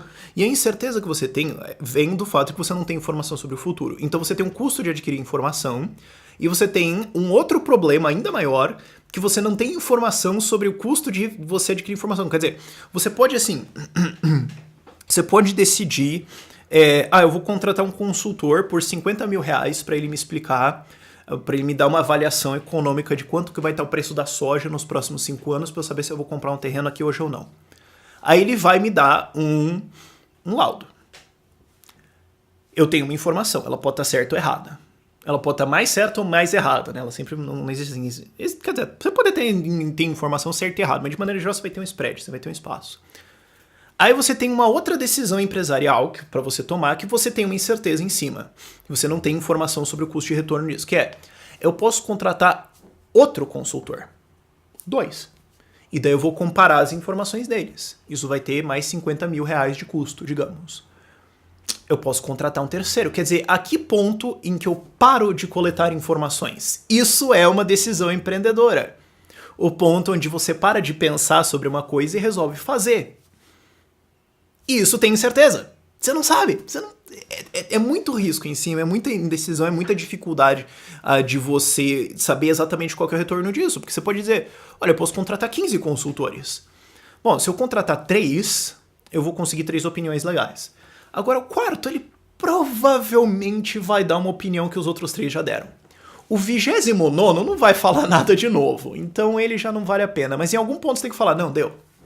Então, informação tem um custo também. E isso vai ser faturado também no custo de você empreender em alguma coisa.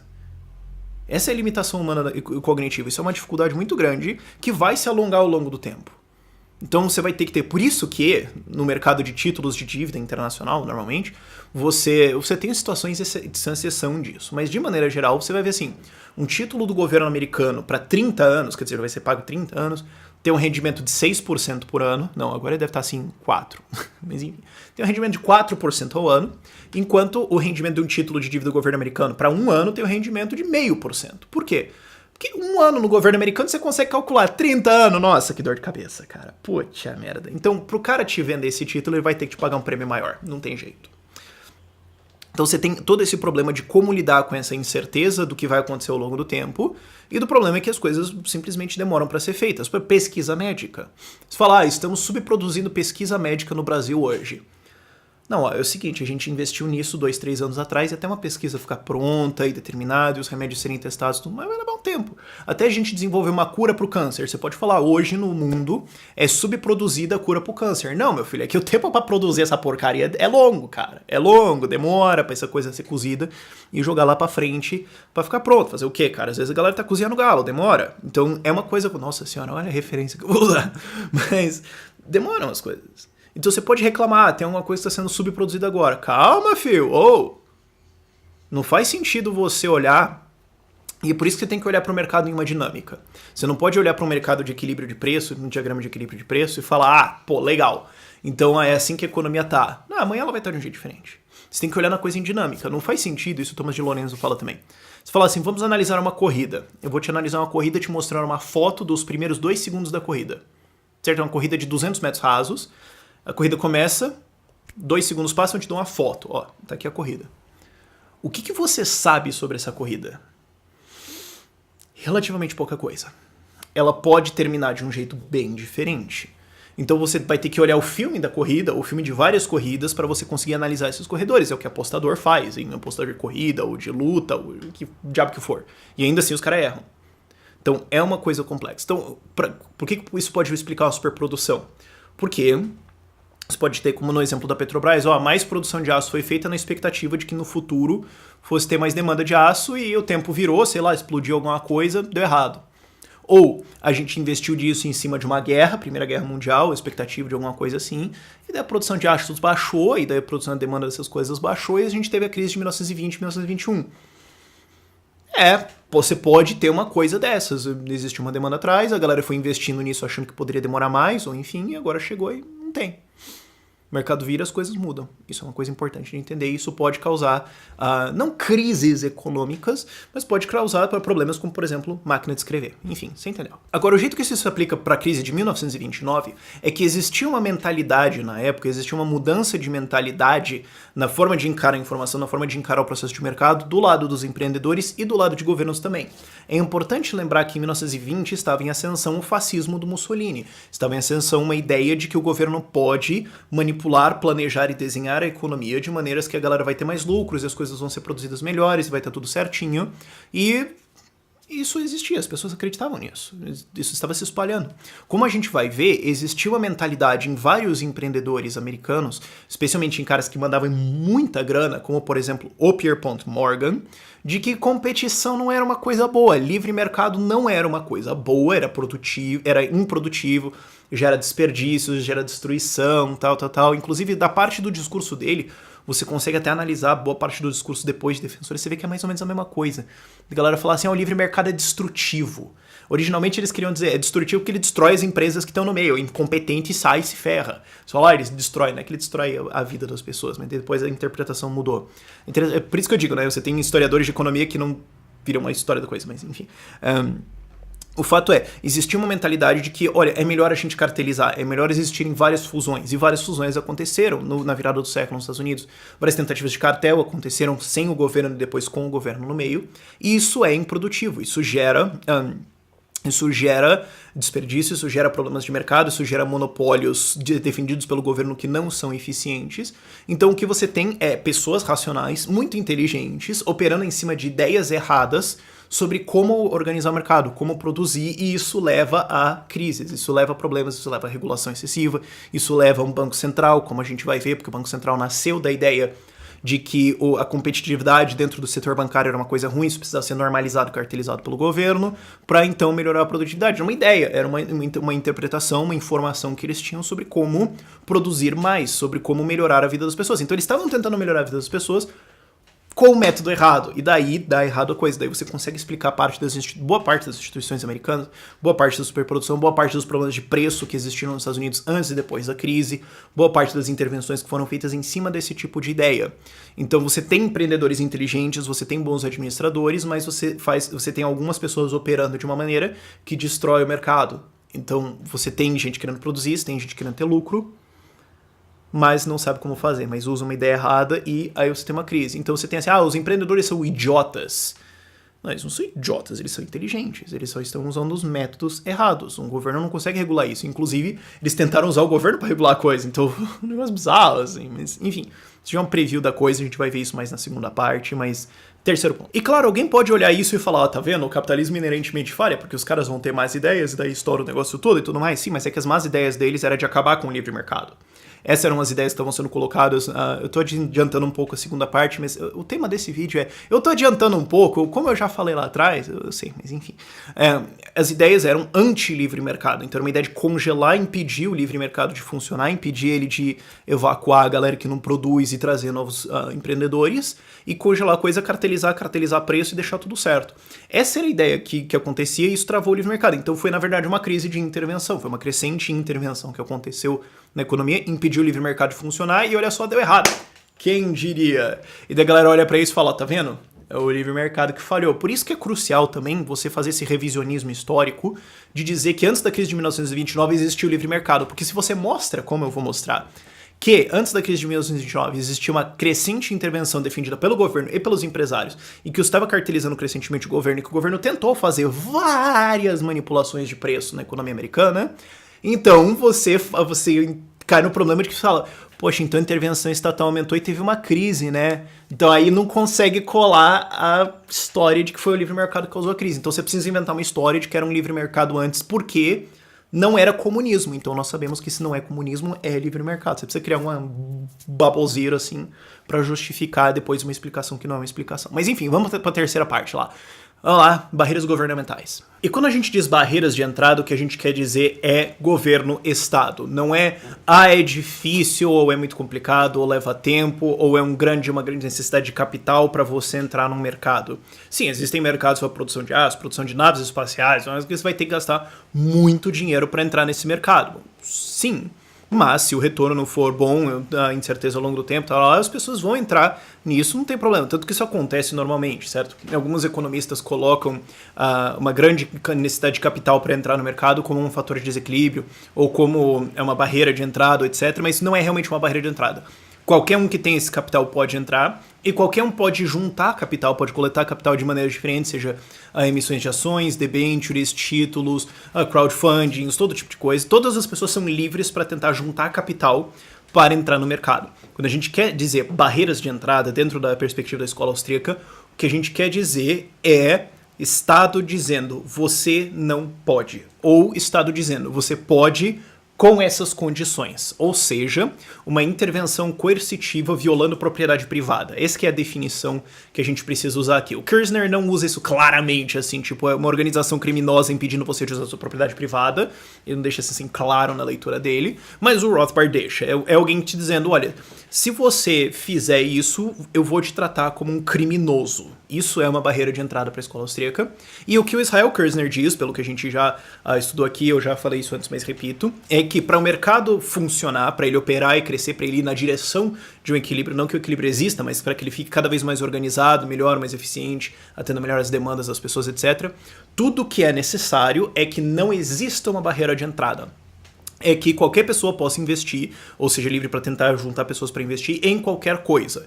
Então, se isso acontecer, o que vai acontecer é que os primeiros investimentos de maior rentabilidade e menor risco, quando você junta os dois e faz as suas contas, vão ser atendidos, e depois os outros em sequência, mais ou menos. Claro, vai ter o erro humano aí naturalmente e tudo mais, vai ter várias preferências pessoais que vão afetar isso, mas o fato é que isso vai funcionar. Agora, quando a gente coloca barreiras de entrada para cima da ação empresarial, da ação empreendedora, aliás, a gente começa a ver algumas diferenças. Então, assim, por que o mercado pode estar super ou subproduzindo, supostamente, né? Porque a gente já sabe que isso não existe, mas por que o mercado pode estar produzindo errado, entre aspas? Bom, porque existe uma lei que manda que ele faça ou que ordena que ele não faça, ou que proíbe que ele faça. Isso é a primeira coisa, óbvio. Então você pode perguntar assim, por que o Brasil superproduziu a Copa? Porque a lei mandou. Por que no Brasil se subproduz? A gente tem um problema no mercado. Certamente você pode dizer que a gente tem um problema no mercado de telecomunicações, celular, ou internet, ou TV a cabo, etc. Bom, porque é ilegal que você entre nele sem autorização da Anatel. Existem várias barreiras que são impostas de coisas que você tem que fazer, e elas são subjetivas, elas são arbitrárias, elas não são do mercado. Porque no mercado você só tem que atender o que os seus clientes querem. Ponto final. Só isso que você tem que fazer. Quando você coloca barreiras, então você está restringindo a entrada nesse mercado, você vai causar distorções, sim, nessa estrutura. Então você pode simplesmente ter alguma coisa aí. Você pode ter outra coisa que eu coloco dentro de barreiras de entrada, não é formalmente, mas entra bem aqui, que é a incerteza política, a incerteza governamental. Qualquer brasileiro consegue entender isso, certo? Você pode falar, tem tal indústria que tem um puta lucro, tem uma puta rentabilidade, por que não estão entrando nela? Bom, porque você pode pensar assim, eu vou gastar meu dinheiro, digamos, no Brasil, né? Do Brasil 2013, 2014. Eu vou investir, eu vou abrir aqui uma empresa, e daí a Dilma vai virar a pá lá em Brasília, vai passar uma lei e morreu o meu negócio. E eu não posso fazer nada sobre isso. É complicado, né, campeão? Aí é complicado você investir. Ou você fala, pô, isso pode acontecer. O risco de eleição, certo? O risco Lula em 2002. Por que não estão investindo? Por que a gente tem uma mudança no mercado de capitais, no mercado de moedas, né, que o dólar disparou em 2002? Porque o Lula pode entrar e explodir tudo. Isso pode razoavelmente acontecer. Então esse é um risco. Isso é um fator dentro da cabeça de qualquer empreendedor. Qualquer empreendedor no estado intervencionista, ou seja, todos os estados são, mas especialmente nos estados mais intervencionistas, vai colocar um ponto de interrogação gigantesco político nos negócios dele, e isso pode muito bem frear o cara, isso pode acontecer normalmente sem nenhum problema. E aí você fala, mas isso não vale para a crise de 29, porque era um livre mercado. Como eu já intuí antes e vamos demonstrar na segunda parte, não era. E era uma crescente intervenção nos Estados Unidos. Existia já um movimento de cartelização forte no século XIX. A Primeira Guerra Mundial, claro que uma guerra sempre tem o coletivismo de guerra, foi uma planificação ferrada. E, especialmente na era progressista, 1880 pra frente, mas especialmente com o Theodore Roosevelt começou um pouquinho mais, mas mais com o Woodrow Wilson começou a existir um uso político do cargo de presidente. Isso não que seja novidade deles. O Andrew Jackson fez isso, por exemplo, assim. Vários presidentes fizeram isso antes de um jeito meio flim-flam. O maior caso é, obviamente, o Abraham Lincoln. Mas... no Woodrow Wilson começou assim, existir poder discricionário do presidente para orientar o seu promotor a processar uma empresa por violação antitrust, por exemplo. Não que o caso precisasse ser bom, ou que o caso minimamente precisasse ser certo, mas ele podia usar isso como uma perseguição política. O Roosevelt usou o mandato dele para usar a Receita Federal Americana, o IRS, Internal Revenue Service, para fazer auditoria nos adversários políticos dele. Esse cara tá me criticando. Auditoria em todas as empresas dele. Não é possível. O maluco vai se ferrar, não tem como. Mete a auditoria na cabeça desse cara e pau na cara dele. Tem essas incertezas. Então isso estava rolando nos Estados Unidos em 1929. Antes existia uma intervenção estatal, sim, mas uma intervenção estatal... na direção de ser uma isca, porque até então, eu tô falando de barreiras estatais no sentido de uma proibição, de um impedimento, de uma dificuldade de você reorganizar as suas coisas, tal, eu já volto nisso, mas do outro lado, antes da crise de 29, você tinha o contrário de uma barreira estatal, você tinha uma isca estatal, que é quando o Estado vai lá e subsidia alguma coisa, quando o Estado vai lá e incentiva alguma coisa. Como tem no caso do presidente Herbert Hoover, em que ele ordenava que os bancos dessem empréstimos para estrangeiros, mesmo que fossem estrangeiros que não tinham condições de pagar, o que ia ser furado, porque ia ajudar a economia.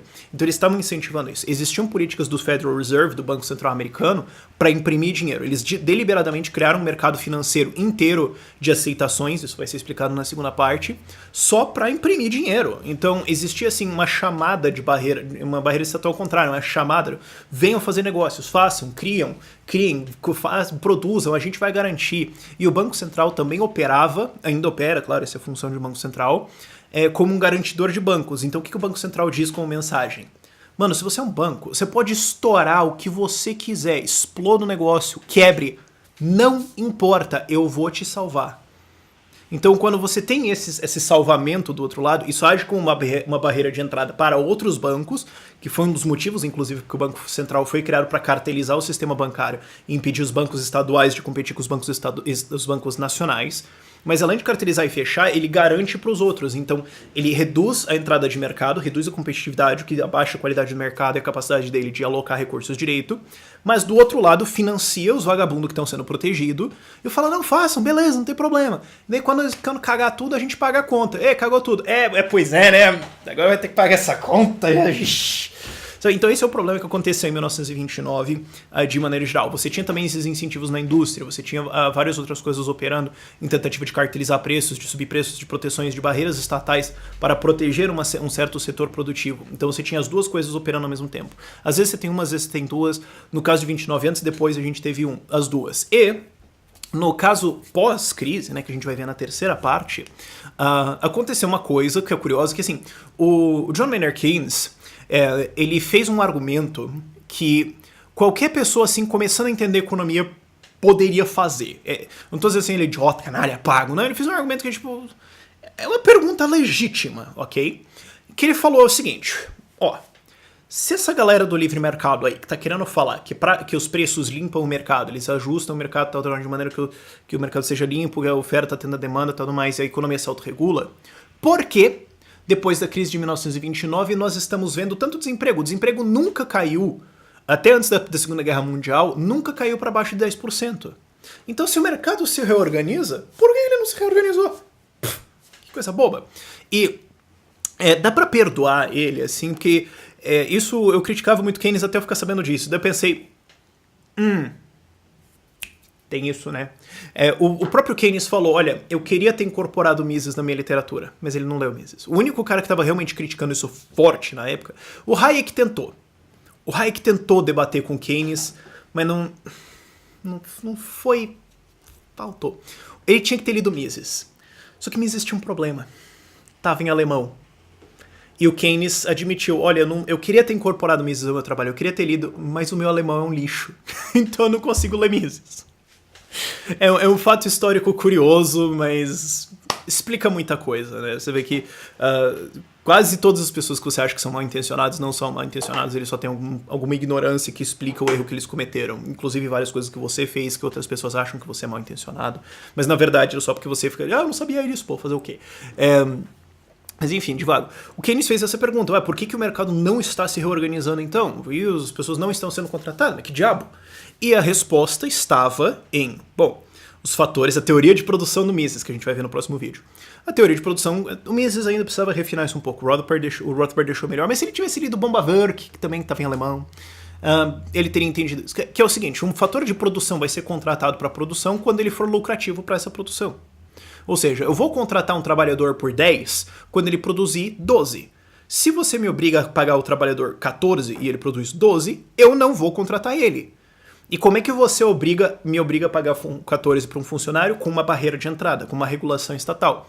Salário mínimo, impostos em folha de trabalho, que foram o Programa de Segurança Social, que foi o INSS que o Roosevelt criou, mais impostos em cima da cadeia produtiva, menos comércio, menos produtividade de maneira geral, que reduz a produtividade do trabalhador, ou seja, você está reduzindo a produtividade e aumentando o custo dele, ao ponto em que o custo desse trabalhador é maior do que ele produz. É óbvio que ele não vai ser contratado, porra.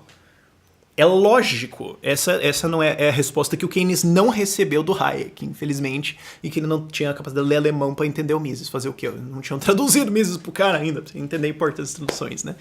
Isso foi muito importante na história do Brasil também. Mas o fato é, o que aconteceu foi uma barreira de entrada para a contratação de um fator de produção, nomeadamente mão de obra. Você pode encontrar um fator de produção, a gente vai ver isso na teoria de produção também, mas um fator de produção pode ser matéria-prima, máquinas, etc., terra, enfim.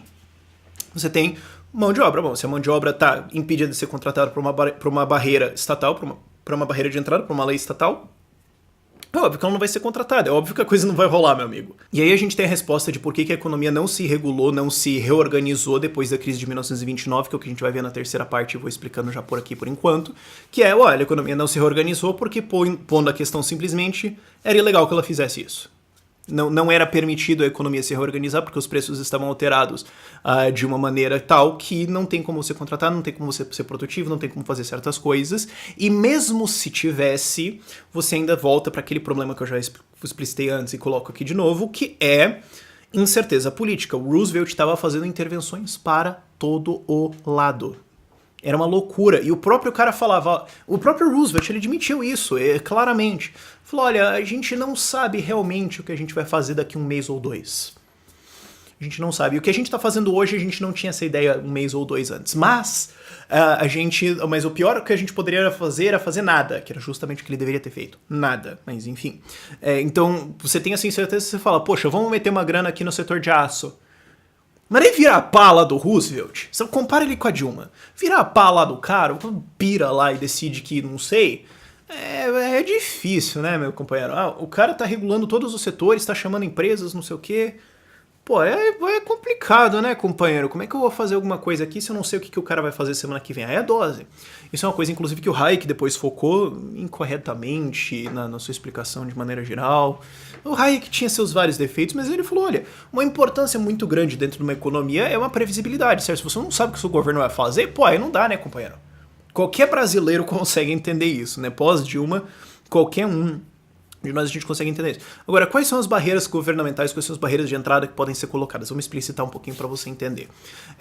Primeiro, a clássica é monopólio. E a única definição, isso é uma coisa importante entender de monopólio, a única definição de monopólio que funciona é concessão governamental, ou proteção coercitiva, ou exclusão coercitiva de um certo mercado. Ou, falando em português, claro, você faz isso, quem mais tentar fazer isso, o exército vai meter bala. É isso. Isso é a única definição de monopólio. Você pode falar assim, produtor exclusivo de alguma coisa. Mas, bom, eu sou produtor exclusivo desse vídeo. Certo? Ninguém faria esse vídeo como eu faria. Então, na verdade, todas as pessoas no planeta são monopólio, porque você é o produtor exclusivo de sua mão de obra. Então, isso não faz sentido. Você fala, alta concentração de mercado, mas isso não necessariamente significa que o cara vai ter lucros de monopólio. Pode ser que ele só tem duas empresas que controlam o mercado, mas elas não têm lucros acima das outras, ou mesmo que elas tenham, isso é só temporário, isso não significa realmente nada. A gente vai ver isso depois em cartéis e monopólios, que é uma coisa que eu resolvi adicionar essa parte. Não estava originalmente no meu plano, mas eu vou colocar também nessa parte lá perto do final, junto com o comércio internacional, mas não funciona. Então, a única coisa que você pode ter que vai explicar, por exemplo, a ausência de um mercado ou o crescimento meteórico de um mercado, para justificar o monopólio é proteção estatal. Isso é uma barreira de entrada. Ninguém pode empreender nisso aqui. Correios, por exemplo. Por que o correio é ruim? Por que a gente subproduz no Brasil correio de qualidade? Porque é proibido, simplesmente. Você não pode, você vai preso. Outra barreira de entrada que você pode ter, e é muito importante para você entender a crise de 29 antes e depois, é agências de regulação, simplesmente burocracia. É dizer, olha, você pode empreender no mercado hospitalar, sim. Você pode abrir um hospital. Mas, para fazer isso, você tem que abrir um pronto-socorro, uma UTI, um setor de neurologia, um setor de cardiologia, um setor de queimados, um setor de pediatria e tem que ter pesquisa e desenvolvimento de tecnologia e remédios no seu hospital. É obrigatório que você tenha isso. Por que isso seria feito? Bom, isso seria feito pelos hospitais que têm isso para quebrar os hospitais que não têm isso e ganhar mais fatia de mercado. Que é, inclusive, a história das agências de regulação. O mais correto é chamar elas de agências de cartelização. Todas as agências dos Estados Unidos fundadas antes de 1929 foram esforços cartelizadores, foram indústrias falando, olha, vamos fazer aqui o que a gente já faz e obrigar isso de maneiras que os nossos concorrentes médios e pequenos vão todos à falência e daí a gente controla o mercado. Isso, o intuito por trás do Banco Central, em boa parte, foi isso. Existia também uma regulação bancária feita depois da Guerra Civil Americana que também tinha o explícito intuito de fazer com que todo mundo tivesse que comprar títulos de um cara só chamado Jay Cooke, que por acaso era amigo do secretário de Tesouro nos Estados Unidos, que é equivalente ao cargo de Ministério da Fazenda. Então aí você entende, tá, você pode entrar no setor bancário sim, desde que você pague aquele cara. Então você tem esse tipo de barreira de entrada de agência de regulação. Você simplesmente cria um monte de burocracias, ou você cria alguma agência com poder de veto, como por exemplo uma ANS ou uma Anvisa, que pode dizer, não, você sim, você não. Então não é um monopólio, só um fechamento de mercado de uma maneira mais ou menos explícita, mais ou menos forte nessa direção, mas ainda assim é um fechamento de mercado. Outra coisa que você pode ter é similar, mas não pega uma coisa tão forte assim na crise de 29, mas é relevante, por exemplo, o alvará. Você fala, eu posso escolher se você funciona ou não. Então você vai estar submetido no fim das contas, mas isso é importante no Brasil, né? Você está submetido no fim das contas à discricionariedade do fiscal, porque o fiscal pode revogar o seu alvará quando ele quiser, inclusive fora da lei, porque ele pode revogar o seu alvará de maneira incorreta, e se você não gostou, você pode ficar 3 anos na justiça, até lá a tua empresa tem que ficar fechada. Então você pode fazer esse tipo de palhaçada assim. Você pode também fazer outras regulações, outras barreiras de entrada, que não são necessariamente barreiras, mas eles são benefícios a outros que ferram você. Subsídios, por exemplo, simplesmente. Eu estou subsidiando essa indústria e você não, então se você quiser competir, beleza, mas aquela ganha 10 bilhões de dólares do governo por ano. Aí fica meio complexo, né? Você pode ter uma situação assim. Você pode também chamar empresas, isso o Roosevelt fez. Você chama empresas para fazer a nova regulação e receber benefícios governamentais para prejudicar as outras, etc. E outra barreira de entrada, que é uma disputa, isso não pega um espaço tão grande em 1929, mas a gente precisa mencionar aqui. E é uma barreira de entrada que muitos economistas não consideram como uma barreira de entrada, mas formalmente que é patentes, regulações, copyright, esse tipo de coisa. Que é o seguinte, olha, alguém teve essa ideia e você não pode ter essa ideia. Você não pode produzir essa coisa, simplesmente. Então, esse cara criou essa coisa, ele vai fazer isso e você não pode. Então você fala, então por que não a gente tem remédios muito caros? Você fala, mas o remédio no Brasil é muito caro, a gente precisa ter uma estatal para produzir isso, ou subsidiar, ou só confisca todas essas porcarias aí, o governo produz, por que a gente tem esse preço alto? Porque existe uma barreira de entrada, que é a patente, que diz que se outro laboratório quiser fazer esse remédio, ele não pode. Quer dizer, se outro laboratório quiser usar a propriedade privada dele para fazer alguma coisa sem privar ninguém do uso da sua propriedade privada, ou seja, de maneira pacífica, ele não pode fazer isso. É uma intervenção coercitiva do Estado? Sim. É uma intervenção antiética contra a propriedade privada? Sim. Ela defende alguém? Não. Não tem nenhuma coisa aí. É uma barreira de entrada formalmente. Então, como eu falei, muitos economistas não consideram isso uma barreira de entrada, porque eles falam, não, mas se não fosse patentes, como é que alguém ia produzir alguma coisa? Mas você está defendendo barreira estatal sim, isso aí é um debate inteiro, mas tem o livro Contra a Propriedade Intelectual do Stefan Kinsella, que mostra o caso ético e econômico por trás disso, vai estar lá nas recomendações. E a justificativa dessas barreiras de entrada, muitas vezes, para muita galera utilitarista, mas é que isso faz com que o mercado seja melhor, certo? Tem um certo defeito que a gente encontra na qualidade de alguma coisa, ou na distribuição, ou blá blá blá, e a gente quer melhorar isso, então a gente está atacando uma regulação aqui para melhorar a qualidade disso, porque a gente acha isso intolerável que não seja feito. Mas isso no fim das contas, o mesmo argumento de dizer, olha, a gente acha que o mercado está subproduzindo qualidade, então a gente vai obrigar ele a fazer mais qualidade. Então é a mesma coisa que você dizer assim, a gente acha que o mercado está subproduzindo museus, então a gente vai fomentar museus, a gente vai obrigar que sejam pagos museus. É o mesmo argumento com uma forma diferente. E a resposta para ele é o seguinte, bom, cara, a qualquer momento você pode encontrar qualquer mercado de qualquer coisa e encontrar um problema lá. Não tem jeito, não tem nenhum mercado que você vai olhar e falar, nossa, que coisa perfeita, não tem nada que eu possa ter nenhuma objeção ao que está sendo produzido aqui. É claro que você vai ter alguma coisa, cara. O mundo é imperfeito. Então isso é a falácia do Nirvana. É você falar, olha, eu gostaria que a coisa fosse assim, não é, então eu vou mandar que seja. Bom, isso impõe um custo, sempre vai impor um custo, isso vai aumentar o custo desse produto, ou seja, ele vai ser menos consumido, e dependendo do que você faz, você vai até criar uma restrição de mercado. Então você vai subir o custo ainda mais, porque não só você subiu o custo do produto ser fornecido, mas você impede que outros entrem e inovem nesse setor. E também você tem o problema da inovação, em que em vários casos você vai impedir a inovação do setor. Ou seja, o preço do produto poderia cair, mas ao colocar uma lei dentro, a Anatel faz isso no Brasil, por exemplo. Falaram, tem certos equipamentos que a gente diz que não pode usar, que a gente tem que verificar se você pode ou não pode usar, não sei, estamos estudando aqui. Então o que você está dizendo é, ó, se você quiser inovar, tem um equipamento, tá, esse equipamento é autorizado na Alemanha, na França, nos Estados Unidos, na Nova Zelândia, no Raio Parta, mas aqui nós estamos estudando, então assim, se você quiser usar isso para inovar, você não pode.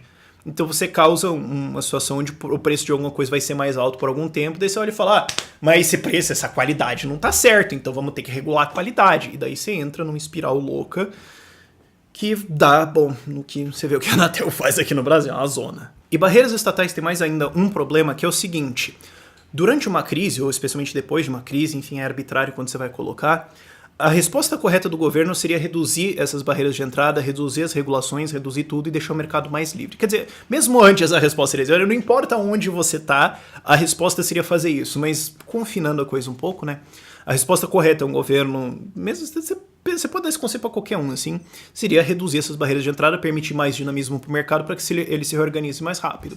O problema é que quase todas as crises econômicas, o Brasil é relativamente uma exceção, na verdade, ultimamente, quase todas as crises econômicas têm uma resposta do governo que é aumentar a regulação. É aumentar a quantidade de barreiras, aumentar a regulação, aumentar subsídios a empresas que estão falindo, impedindo que elas vão à falência, então fechando o mercado para empresas novas, ou impedindo que elas liberem os seus fatores, que elas vendam as suas fábricas, as suas coisas, que elas liberem a sua mão de obra para ser contratada por outras pessoas, então mantém a demanda do trabalho de mão de obra, no caso, por exemplo, alta, e mantém salários altos, impedindo que eles caiam para ser contratados por outros, sendo que aquela empresa faliu, ela não atende mais as necessidades do mercado. Quer dizer, aumentam as intervenções para tentar proteger a coisa, porque é uma lógica meio infantil, é uma lógica também meio popular, demagógica, assim, eleitoreira, bem... em que você quer fazer o seguinte, olha, o jeito de consertar a crise é impedir que ela aconteça, certo? Porque a teoria que eu apresentei no vídeo passado é falar, olha, se a economia tem que se reorganizar, ela tem que se reorganizar e ponto, ok? Se você tá doente, você tem que tomar remédio, você tem que tomar remédio e acabou. Não adianta você falar assim, ah, não, mas se eu continuar agindo antes do jeito que eu estava antes de eu ser doente, aí vai ficar tudo bem. Não, a coisa vai ter que mudar. Mas o reflexo é consistentemente, especialmente democracias, né, populismo, tentar congelar a coisa. Não, as empresas faliram, a gente salva as empresas, tem outras coisas fazendo, a gente impede de acontecer, a gente subsidia aqui, cria umas barreiras aqui, faz barreiras de importação, por exemplo, para ajudar a proteger a nossa indústria, como Herbert Hoover fez depois da crise de 29, e a gente tenta congelar a situação. Só que isso impede que o mercado se adapte. Então não só isso aprofunda a crise, porque isso mantém... aprofunda não em números estatísticos, né? Mas aprofunda a distorção, a distância, se você quiser colocar, entre a economia que está colocada, que é artificial, que está errada, que responde a incentivos estatais, a manipulações de mercado. Você aumenta a distância entre isso e a economia que deveria ser, porque você impede que ela se aproxime. Ela só se aproximaria se você tivesse a abolição do Estado do livre mercado, né? Mas você impede que essa aproximação aconteça segurando ela para lá. Então você aumenta essa disparidade, quanto mais essa disparidade rola, mais essa distorção de mercado aumenta e maior vai ser a crise quando isso estourar.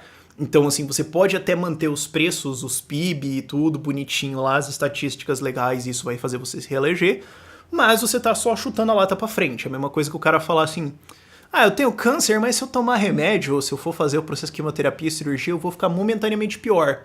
Então eu vou fazer nada, ou eu vou continuar fumando e foda-se. Você pode fazer esse tipo de lógica na sua cabeça, mas não funciona, né? O problema é que essas intervenções vão aprofundar a crise quando ela finalmente acontecer. Você pode chutar a lata pra frente da crise de um ano, que foi o que a Dilma tentou fazer em 2014, né?